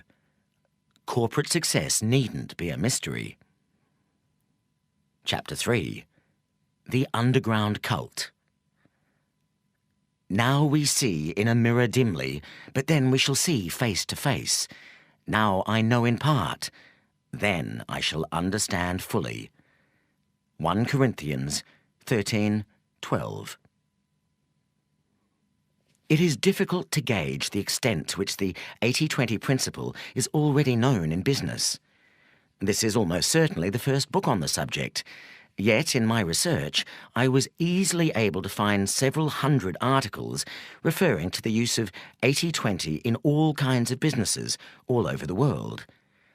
Many successful firms and individuals swear by the use of the 80-20 principle, and most holders of MBAs have heard of it. Yet, considering that the 80-20 principle has affected the lives of hundreds of millions of people, even though they may be unaware of it, it remains strangely uncelebrated. It is time to put this right. The first 80-20 wave. The Quality Revolution. The Quality Revolution that took place between 1950 and 1990 transformed the quality and value of branded consumer goods and other manufactures. The quality movement has been a crusade to obtain consistently higher quality at lower cost by the application of statistical and behavioral techniques. The objective, now almost reached with many products, is to obtain a zero rate of product defects. It is possible to argue that the quality movement has been the most significant driver of higher living standards throughout the world since 1950. The movement has an intriguing history. Its 2 great messiahs, Joseph Juran, born 1904, and W. Edwards Deming, born 1900, were both Americans, although Juran was born in Romania. Respectively an electrical engineer and a statistician, they developed their ideas in parallel after the Second World War, but found it impossible to interest any major US corporation in the quest for extraordinary quality. Juran published the first edition of his Quality Control Handbook, the Bible of the quality movement, in 1951, but it received a very flat reception. The only serious interest came from Japan, and both Juran and Deming moved there in the early 1950s. Their pioneering work took an economy known at the time for shoddy imitations and transformed it into a powerhouse of high quality and productivity. It was only when Japanese goods, such as motorcycles and photocopiers, began to invade the US market that most American, and other Western, corporations started to take the quality movement seriously. From 1970, and especially after 1980, Juran, Deming and their disciples undertook an equally successful transformation of Western quality standards, leading to huge improvements in the level and consistency of quality, dramatic reductions in fault rates, and large falls in manufacturing costs. The 80-20 principle was one of the key building blocks of the quality movement. Joseph Juran was the most enthusiastic messiah of the principle, although he called it the Pareto principle, or the rule of the vital few. In the first edition of the Quality Control Handbook, Juran commented that losses, that is, manufactured goods that have to be rejected because of poor quality, do not arise from a large number of causes. Rather, the losses are always maldistributed in such a way that a small percentage of the quality characteristics always contributes a high percentage of the quality loss. And a footnote commented that the economist Pareto found that wealth was non-uniformly distributed in the same way. Many other instances can be found. the distribution of crime amongst criminals, the distribution of accidents among hazardous processes, etc. Pareto's principle of unequal distribution applied to distribution of wealth and to distribution of quality losses. Juran applied the 80-20 principle to statistical quality control. The approach is to identify the problems causing lack of quality and to rank them from the most important, the 20% of defects causing 80% of quality problems, to the least important. Both Juran and Deming came to use the phrase 80-20 increasingly, encouraging diagnosis of the few defects causing most of the problems. Once the vital few sources of off-quality product have been identified, effort is focused on dealing with these issues rather than trying to tackle all the problems at once. As the quality movement has progressed from an emphasis on quality control through to the view that quality must be built into products in the first place by all operators, and to total quality management and increasingly sophisticated use of software, the emphasis on 80-20 techniques has grown so that today almost all quality practitioners are familiar with 80-20. Some recent references illustrate the ways in which the 80-20 principle is now being used. In a recent article in the National Productivity Review, Ronald J. Ricardo asks, "Which gaps adversely affect your most strategic consumers?" As with many other quality problems, Pareto's law prevails here too. If you remedy the most critical 20% of your quality gaps, you will realize 80% of the benefits. This first 80% typically includes your breakthrough improvements. Another writer, focusing on corporate turnarounds, comments, "For every step in your business process, ask yourself if it adds value or provides essential support. If it does neither, it's waste. Cut it." This is the 80-20 rule revisited. You can eliminate 80% of the waste by spending only 20% of what it would cost you to get rid of 100% of the waste. Go for the quick gain now. The 80-20 principle was also used by Ford Electronics Manufacturing Corporation in a quality program that won the Shingo Prize. Just-in-time programs have been applied using the 80-20 rule. 80% of the value is spread over 20% of the volume, and top dollar usages are analysed constantly. Labour and overhead performance were replaced by manufacturing cycle time analysis by product line, reducing product cycle time by 95%. New software incorporating the 80-20 principle is being used to raise quality. With the ABC Data Analyzer, the data is entered or imported into the spreadsheet area, where you highlight it and click on your choice of 6 graph types: histograms, control charts, run charts, scatter diagrams, pie charts, and Pareto charts. The Pareto chart incorporates the 80-20 rule, which might show, for instance, that out of 1,000 customer complaints, roughly 800 can be eliminated by correcting only 20% of the causes. The 80-20 principle is also increasingly being applied to product design and development.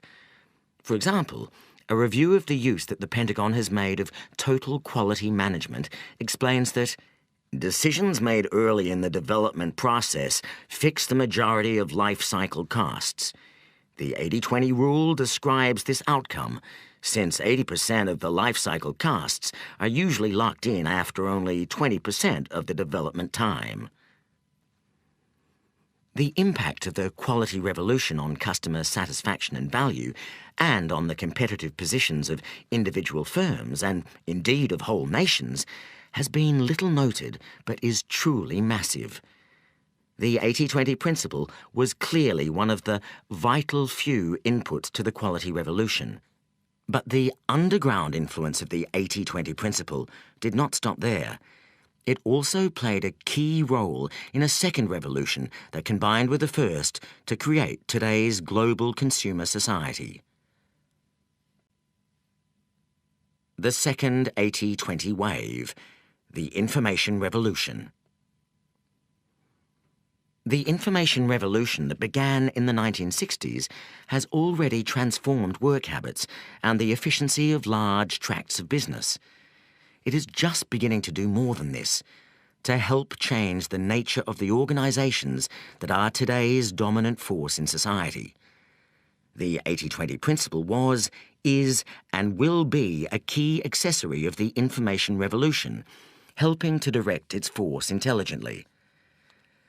Perhaps because they were close to the quality movement, the computing and software professionals behind the information revolution were generally familiar with the 80-20 principle and used it extensively. To judge by the number of computing and software articles that refer to the 80-20 principle, most hardware and software developers understand and use it in their daily work. The information revolution has been most effective when using the 80-20 principle's concepts of selectivity and simplicity. As two separate project directors testify, think small, don't plan to the nth degree on the first day. The return on investment usually follows the 80-20 rule. 80% of the benefits will be found in the simplest 20% of the system, and the final 20% of the benefits will come from the most complex 80% of the system. Apple used the 80-20 principle in developing the Apple Newton Message Pad, an electronic personal organizer. The Newton engineers took advantage of a slightly modified version of 80-20. They found that 0.01% of a person's vocabulary was sufficient to do 50% of the things you want to do with a small handheld computer. Increasingly, software is substituting for hardware, using the 80-20 principle. An example is the RISC software invented in 1994. RISC is based on a variation of the 80-20 rule. This rule assumes that most software spends 80% of its time executing only 20% of the available instructions. RISC processors optimize the performance of that 20% and keep chip size and cost down by eliminating the other 80%. RISC does in software what CISC, the previously dominant system, does in silicon. Those who apply software know that, even though it is incredibly efficient, usage follows 80-20 patterns. As one developer states, "The business world has long abided by the 80-20 rule. It's especially true for software, where 80% of a product's uses take advantage of only 20% of its capabilities. That means that most of us pay for what we don't want or need." Software developers finally seem to understand this, and many are betting that modular applications will solve the problem. Design of software is crucial, so that the most used functions are the easiest to use. The same approach has been used for new database services. How do software developers do it?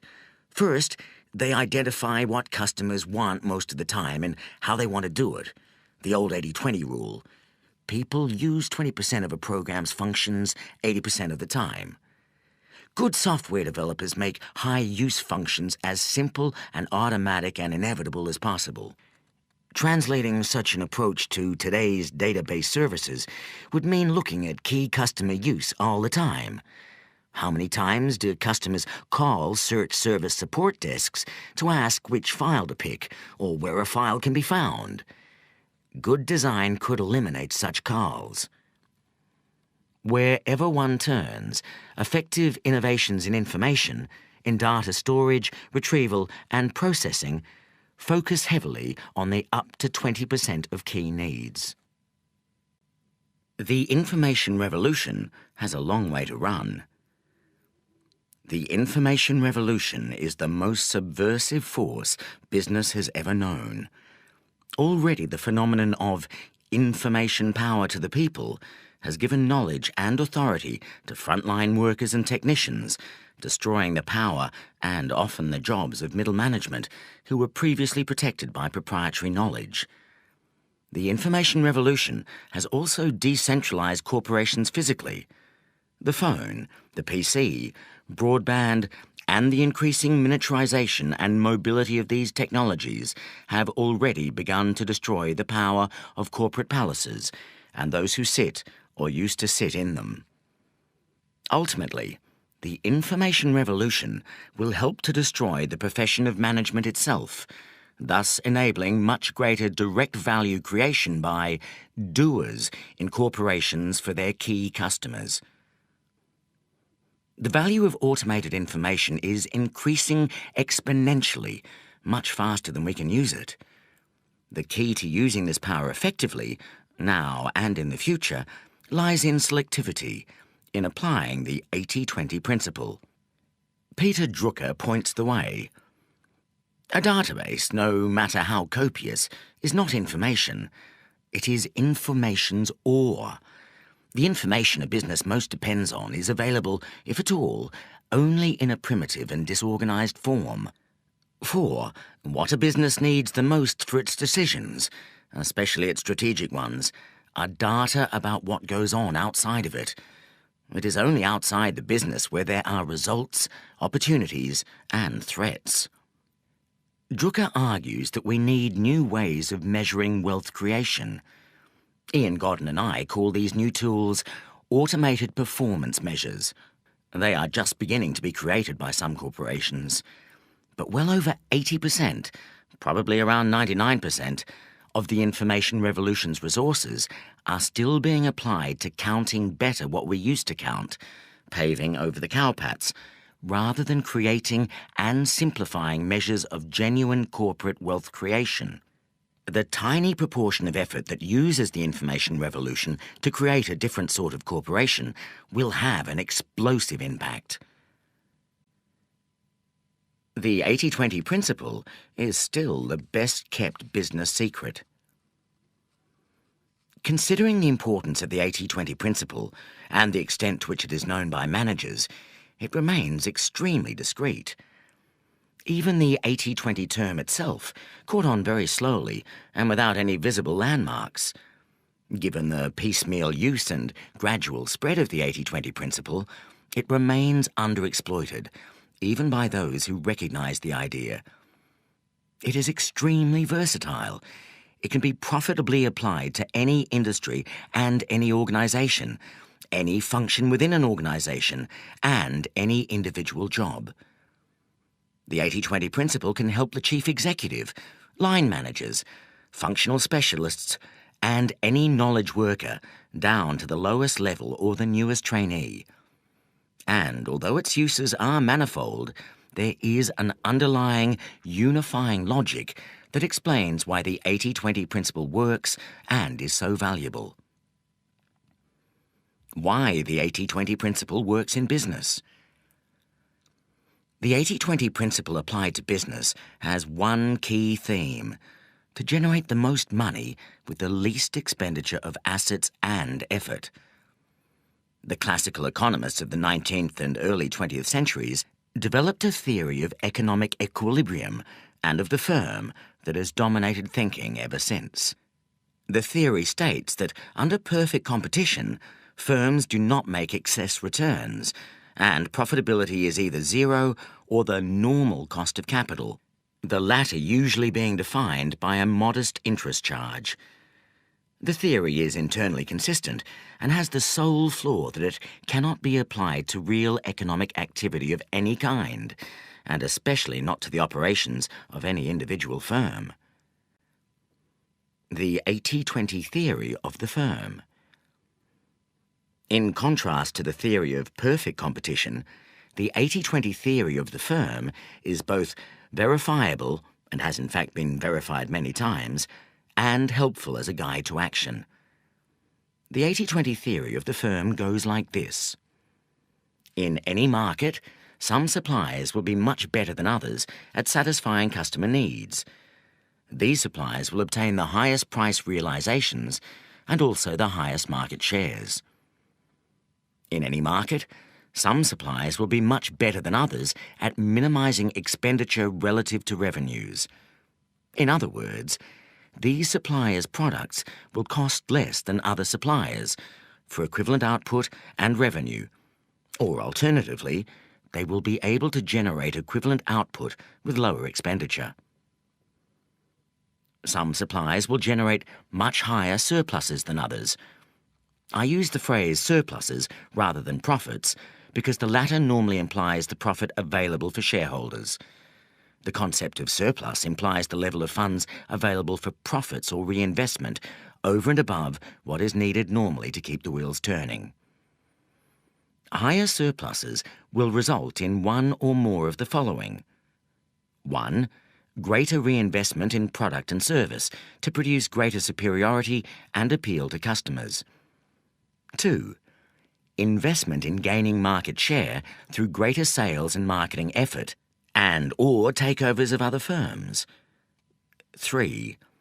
Higher returns to employees, which will tend to have the effect of retaining and attracting the best people in the market. And/or 4. Higher returns to shareholders, which will tend to raise share prices and lower the cost of capital, facilitating investment and/or takeovers. Over time, 80% of the market will tend to be supplied by 20% or fewer of the suppliers, who will normally also be more profitable. At this point, it is possible that the market structure may reach an equilibrium, although it will be a very different kind of equilibrium from that beloved of the economists' perfect competition model. In the 80-20 equilibrium, a few suppliers, the largest, will offer customers better value for money and have higher profits than smaller rivals. This is frequently observed in real life, despite being impossible according to the theory of perfect competition. We may term our more realistic theory the 80-20 law of competition. But the real world does not generally rest long in a tranquil equilibrium. Sooner or later, usually sooner, there are always changes to market structure caused by competitors' innovations.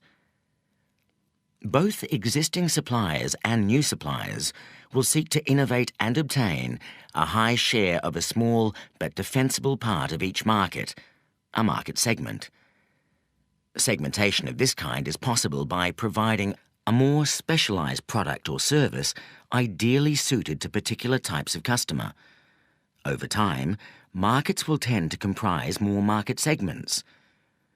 Within each of these segments, the 80-20 law of competition will operate. The leaders in each specialist segment may either be firms operating largely or exclusively in that segment or industry generalists, but their success will be dependent, in each segment, on obtaining the greatest revenue with the lowest expenditure of effort. In each segment, some firms will be much better than others at doing this and will tend to accumulate segment market share as a result.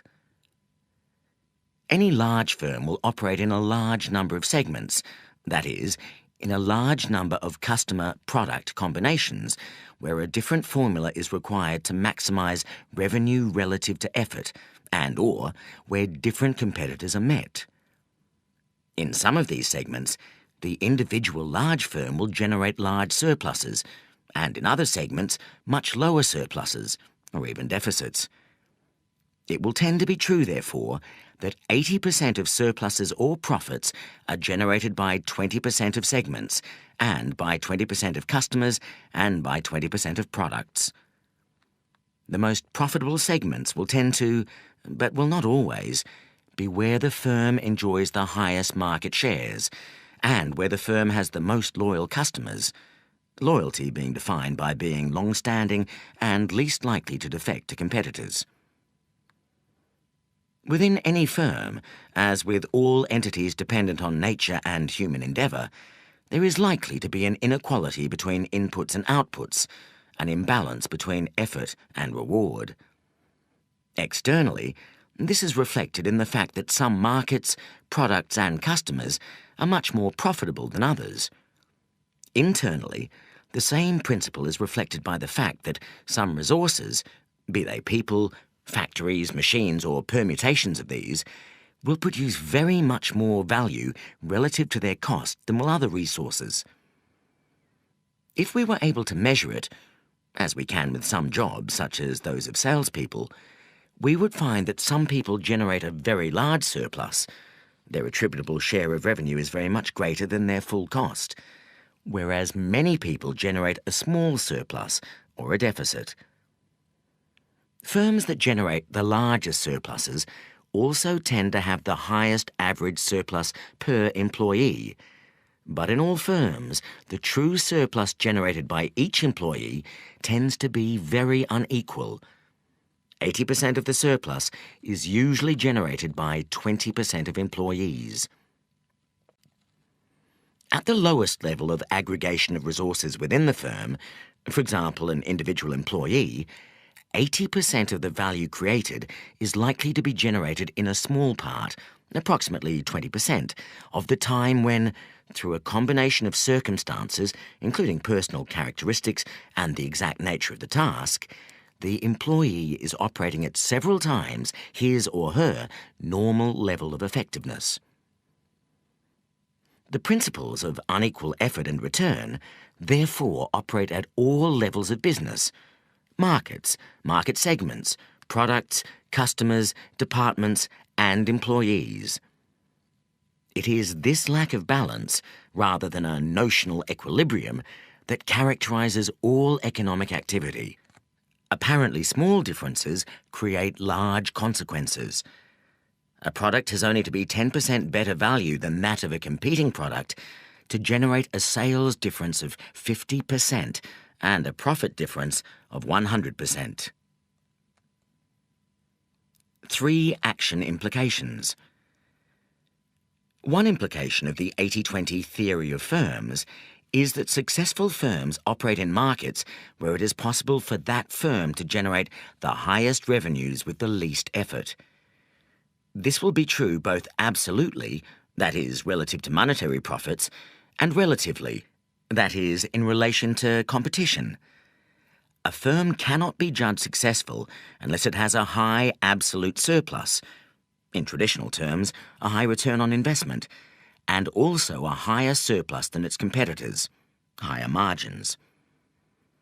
A second practical implication for all firms is that it is always possible to raise the economic surplus, usually by a large degree, by focusing only on those market and customer segments where the largest surpluses are currently being generated. This will always imply redeployment of resources into the most surplus-generating segments, and will normally also imply a reduction in the total level of resource and expenditure. In plain words, fewer employees and other costs. Firms rarely reach the highest level of surplus that they could attain, or anywhere near it, both because managers are often not aware of the potential for surplus, and because they often prefer to run large firms rather than exceptionally profitable ones.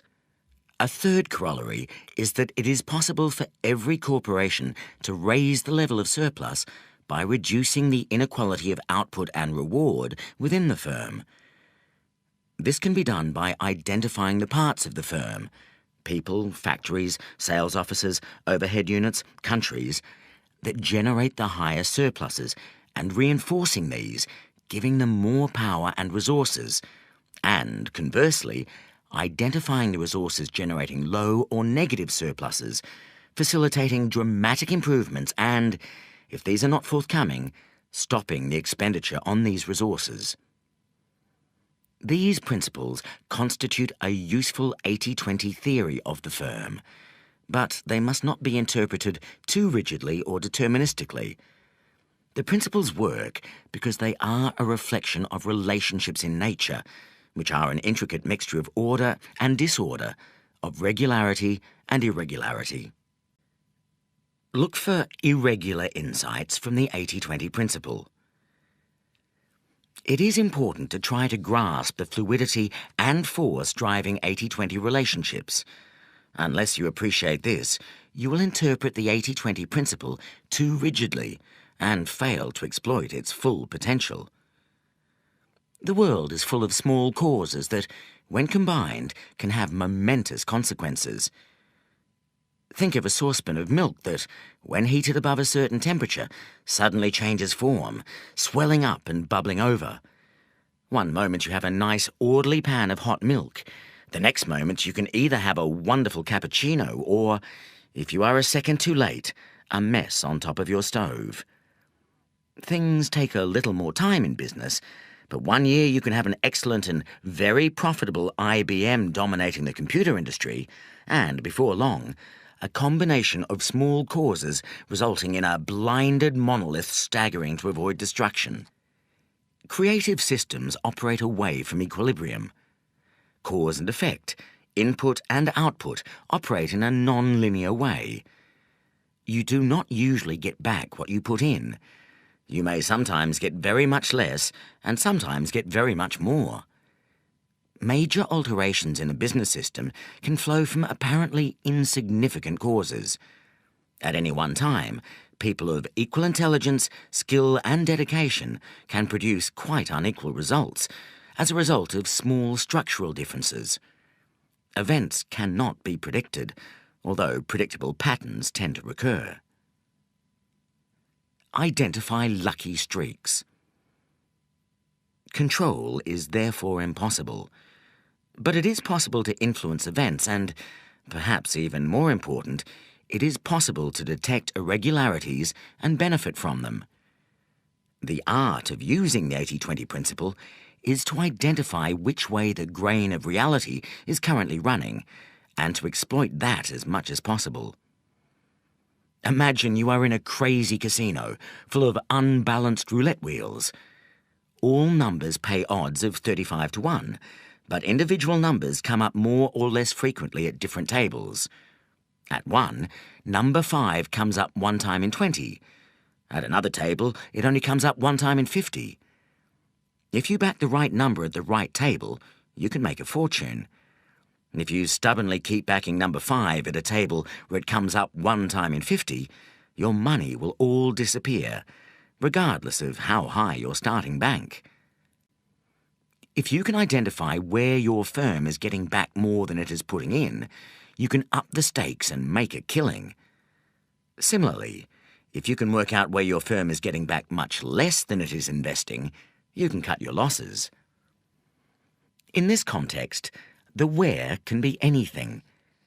It can be a product, a market, a customer or type of customer, a technology, a channel of distribution, a department or division, a country, a type of transaction or an employee, type of employee or team.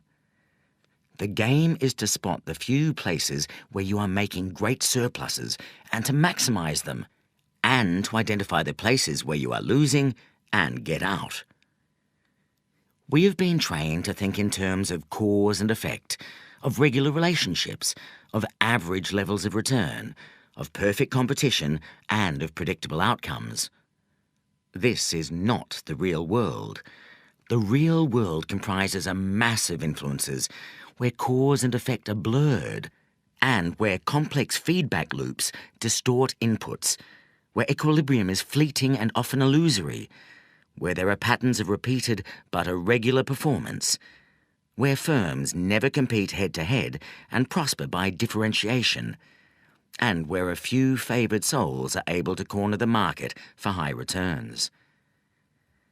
Viewed in this light, large firms are incredibly complex and constantly changing coalitions of forces, some of which are going with the grain of nature and making a fortune, while others are going against the grain and stacking up huge losses. All this is obscured by our inability to disentangle reality and by the calming, averaging, and highly distorting effects of accounting systems. The 80-20 principle is rampant but largely unobserved. What we are generally allowed to see in business is the net effect of what happens, which is by no means the whole picture. Beneath the surface there are warring positive and negative inputs that combine to produce the effect we can observe above the surface. The 80-20 principle is most useful when we can identify all the forces beneath the surface, so that we can stop the negative influences and give maximum power to the most productive forces. How companies can use the 80-20 principle to raise profits. Enough of history, philosophy and theory. We now switch gears to the intensely practical. Any individual business can gain immensely through practical application of the 80-20 principle. It is time to show you how. Chapters 4 to 7 cover the most important ways to raise profits via the 80-20 principle. Chapter 8 closes Part 2 with hints on how to embed 80-20 thinking into your business life so that you can gain an unfair advantage over colleagues and competitors alike.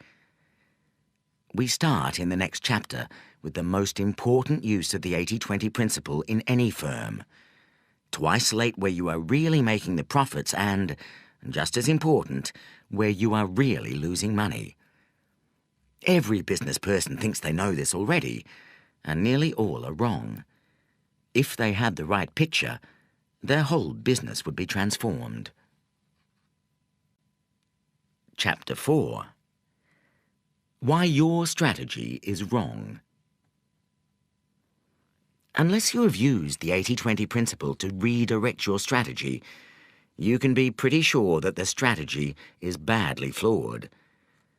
Almost certainly you don't have an accurate picture of where you make and lose the most money. It is almost inevitable that you are doing too many things for too many people. Business strategy should not be a grand and sweeping overview. It should be more like an underview, a peek beneath the covers to look in great detail at what is going on. To arrive at a useful business strategy, you need to look carefully at the different chunks of your business, particularly at their profitability and cash generation. Unless your firm is very small and simple, it is almost certainly true that you make at least 80% of your profits and cash in 20% of your activity and in 20% of your revenues.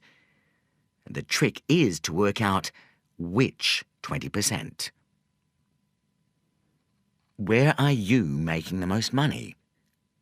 Identify which parts of the business are making very high returns, which are just about washing their faces, and which are disasters. To do this, we will conduct an 80-20 analysis of profits by different categories of business. By product or product group type. By customer or customer group type. By any other split that appears to be relevant for your business for which you have data, for example by geographical area or distribution channel. By competitive segment. Start with products. Your business will almost certainly have information by product or product group. For each, look at the sales over the last period, month, quarter or year, decide which is most reliable, and work out the profitability after allocating all costs. How easy or difficult this will be depends on the state of your management information. What you need may all be readily available, but if not, you'll have to build it up yourself. You are bound to have sales by product or product line, and almost certainly the gross margin, sales less cost of sales. You will also know the total costs for the whole business, or the overhead costs. What you then have to do is allocate all the overhead costs to each product group on some reasonable basis. The crudest way is to allocate costs on a percentage of turnover. A moment's thought, however, should convince you that this will not be very accurate. Some products take a great deal of salespeople's time relative to their value, for example, and others take very little. Some are heavily advertised and others not at all. Some require a lot of fussing around in manufacturing, whereas others are straightforward. Take each category of overhead cost and allocate it to each product group. Do this for all the costs, then look at the results. Typically, some products, representing a minority of turnover, are very profitable.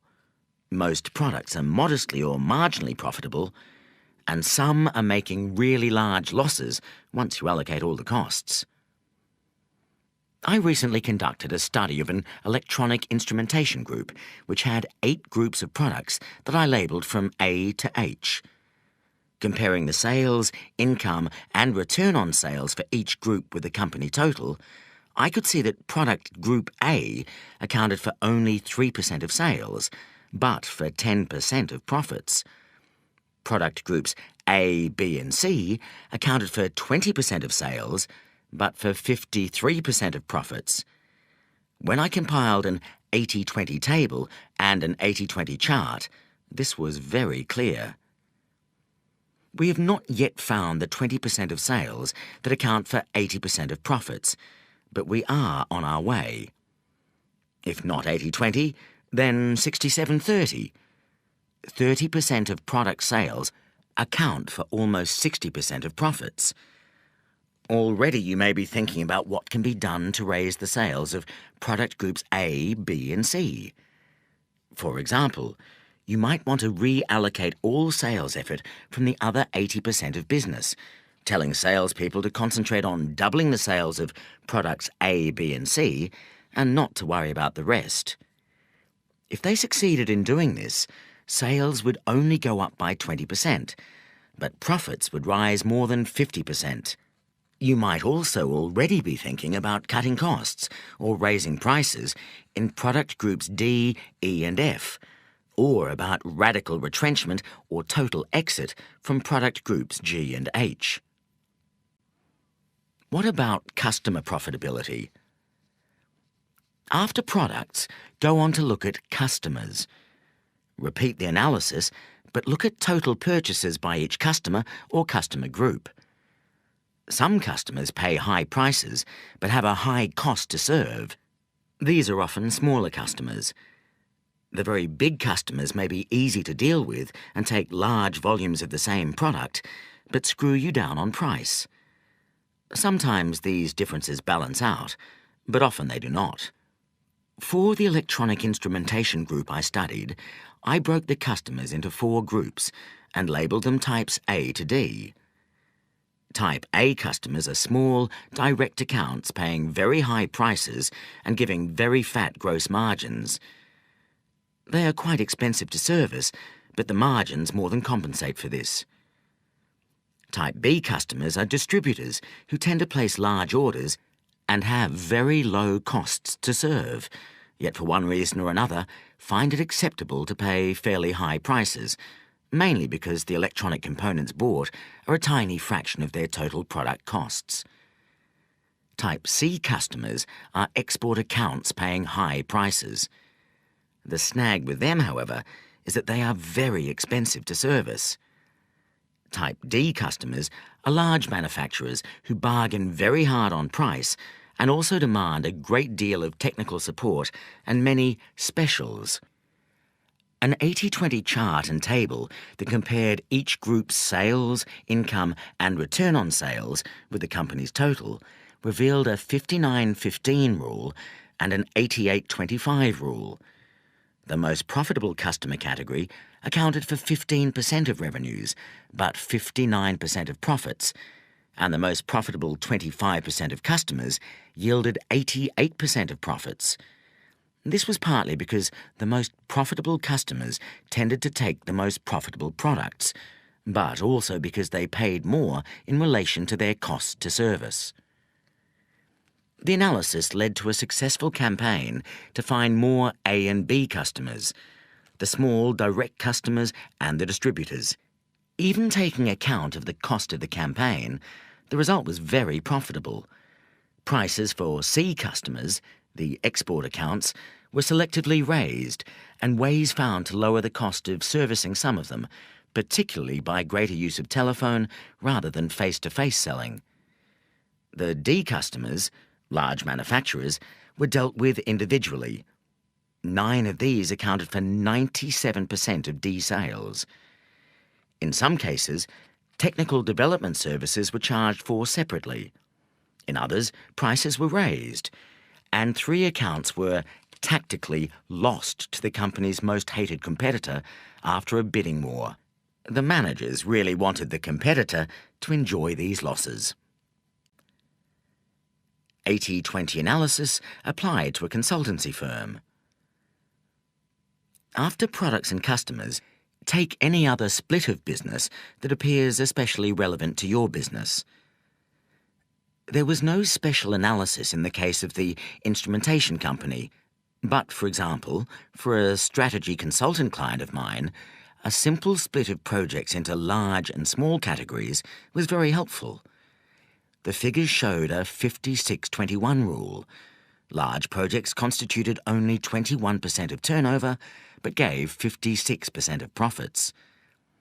Another analysis split the business into old clients, more than 3 years old, new clients, less than 6 months old, and those in between. The figures showed that 26% of the business, old clients, made up 84% of the profits, an 84-26 rule. The message here was to strive above all to keep and expand long-serving clients who were the least price-sensitive and who could be served most cheaply. New clients who do not turn into long-serving clients were recognised as being loss-makers, leading to a much more selective approach to pitching for business. Pitches were only made where it was believed the company concerned would turn into a long-term client.